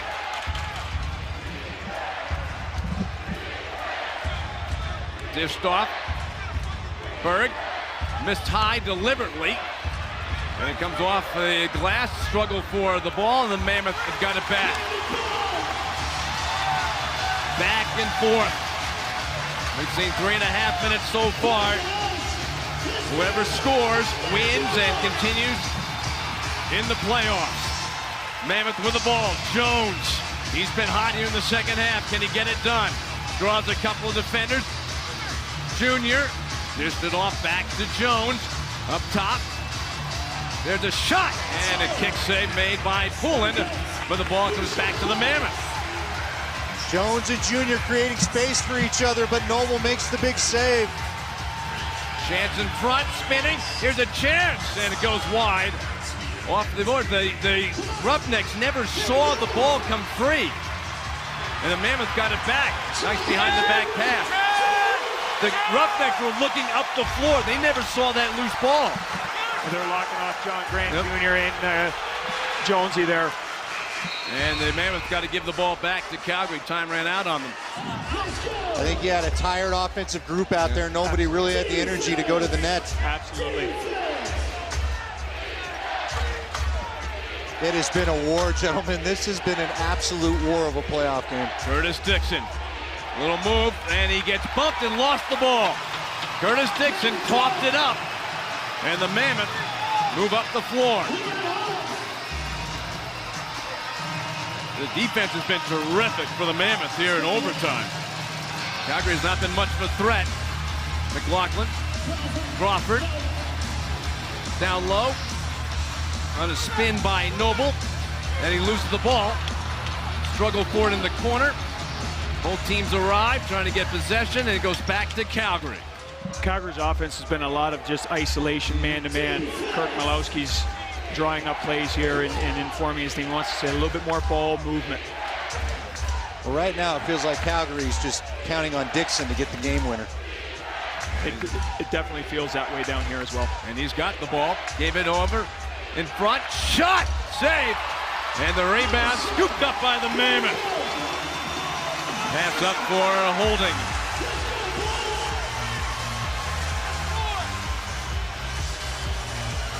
They give to Junior, John Grant Jr.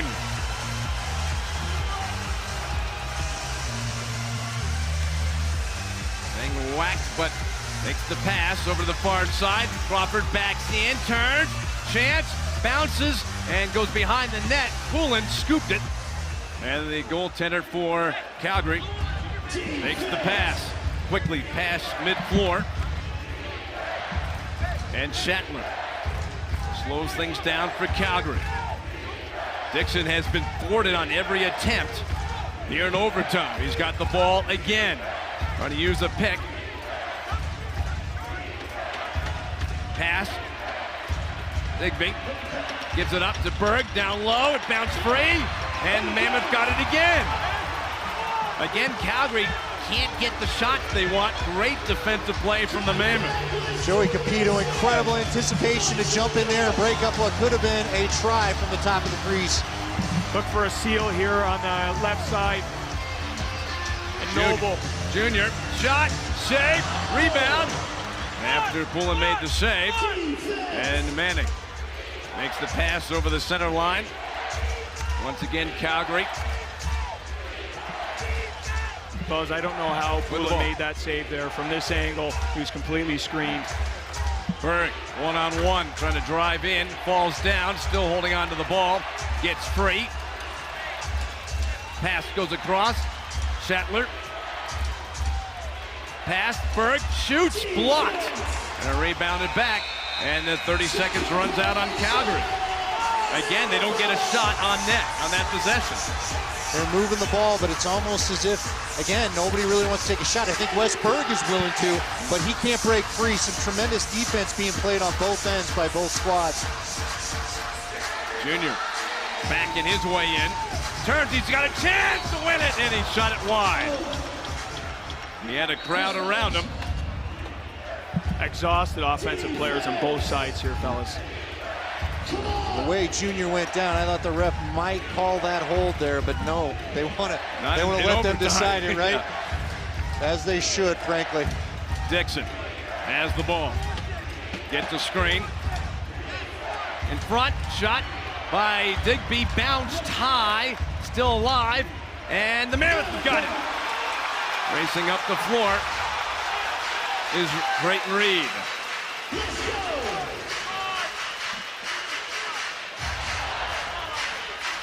Handoff. And the Mammoth. Jones in overtime. Shoots, missed. Far side. Quick pass. Pass. 3-on-2. Center line. Here down the middle. McRae shoots and bounced it wide. And it goes out of play.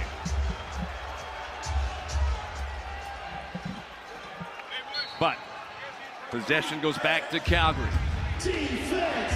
6 minutes to go. We're in overtime. First to score will win. Shatler breaks free. Pass Dixon. Cuts in. Shoots. Nice save by Ward.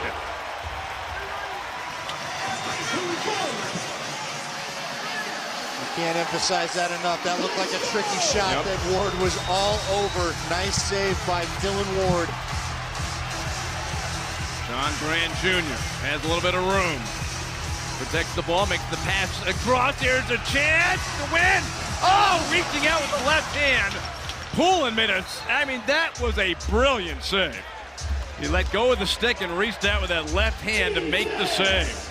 Both goaltenders have just made incredible saves here in overtime. It is your tip your cap game to whoever wins this, and especially both defensive sides too. Both defensive units have been very good. Dixon's pass to Shetland. Shot missed wide. That was a reset. Another 30 seconds. Back up high. Once again, Curtis Dixon slowly making his way. Makes a bounce pass across. Shatler, handoff, shot, score. And Calgary wins. Dobie, the game-winning goal for the Calgary Roughnecks. And once again, the Mammoth find themselves in the playoffs, losing to the Calgary Roughnecks. Now they are going to review it. I don't think they're going to find anything wrong with it, but we will just make sure that it's done. But that is, and it figures with all the focus on the Stars. You see Shatler, little dump to Dobie, fire there. Shatler nowhere near the crease. And Calgary and Saskatchewan will meet next weekend to try to decide the West. I'll tell you what, as a player that's been in many of these games against these two teams, that was a fantastic game. And that last play between Shatler and Dobie is a play that they've been running for years and years. That little slip pick by Dobie, a little reverse pass by Shatler.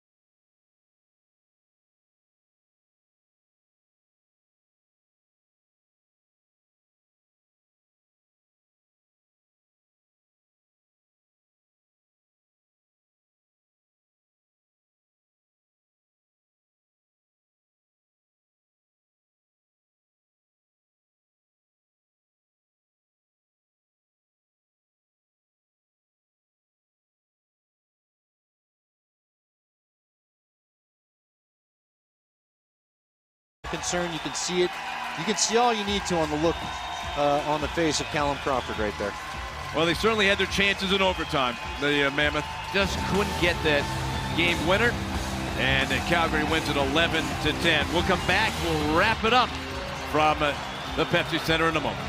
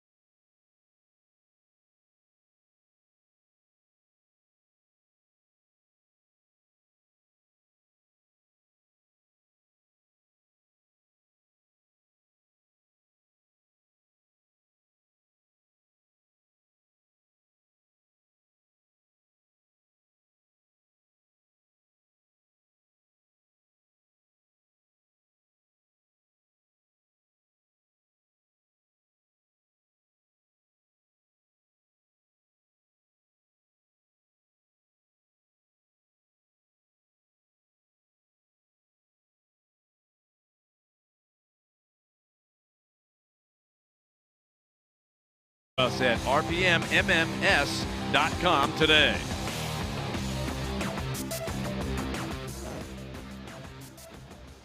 Well, a disappointing crowd heading out into the outside here at Pepsi Center after the Calgary Roughnecks in overtime defeat the Mammoth 11-10. Andy, we expected it to be a close game. That's what we got. Hard fought, great goals, great goaltending. We had it all, except if you're a Mammoth fan, you didn't get the win. Yeah, and as a guy that's done the Mammoth games for so long, look, you pull for your team. I'm not being honest about it, but you've got to have immense respect for Calgary when it comes to playoff time. They just find a way to get it done year after year after year. But this truly was just one of the classics between these two great teams. It sure was. It was back and forth all night before the game winner scored by Doby to win it for Calgary. As we take a look at our honey smoked fish stats. And look at the shots on goal for Colorado. Most they had all season long. Yeah, incredible shot number there for Colorado. Just not enough going in if you're rooting for that side of the ball. The loose balls were close. The face-offs, the saves, everything was just close. But at the end of the day, all that matters is that one extra goal that's on the Calgary side of the tally again. So Colorado's got another offseason to think about it, and Calgary gets a chance at some revenge for Saskatchewan than Edmonton from last year. I think we do need to say, before we say good night, this might have been the last time that we see John Grant Jr. play for the Mammoth. We don't know that officially, but it's a possibility, isn't it? Look, he is a legend, and it is a possibility. One of the greatest players I've ever watched. The guy is my age. Let me just tell you that. I'm trying to play club ball at times, and I'm so sore. It takes me 2 weeks to want to think about playing again. What this guy has done at his age, the physical game that he plays, I don't know if people understand. He's like a linebacker down there. He's still just such a bully, and he played an outstanding game tonight. He may not have gotten the goal that he would have wanted or the kind of points that he would have wanted, but I mean, he was getting loose balls. He was setting up his teammates. He took some outstanding shots. Junior, if this was it, really from everybody here, hats off to you. Just an incredible time watching you here in Colorado, and an incredible career overall. Well said, Andy. Thank you very much. Yep, we hope that wasn't the last, but if it was, thank you so much, Junior, for all you provided for us. Well, the Calgary Roughnecks have beaten the Colorado Mammoth 11-10 in overtime victory. They continue on in the playoffs. And for Andy Lindahl and John Gallant and our entire production crew, I'm Mike Kane saying so long from Pepsi Center. For the Roughnecks get the win 11-10. And on behalf of the entire Mammoth organization, thank you to all the season ticket holders and everyone in attendance at tonight's game and throughout the entire season. We'll see you again next season. Tonight's telecast has been a production of Altitude Sports and is a copyright telecast of the National Lacrosse League Incorporated, which may not be retransmitted, reproduced, or rebroadcast without the express written consent of the National Lacrosse League.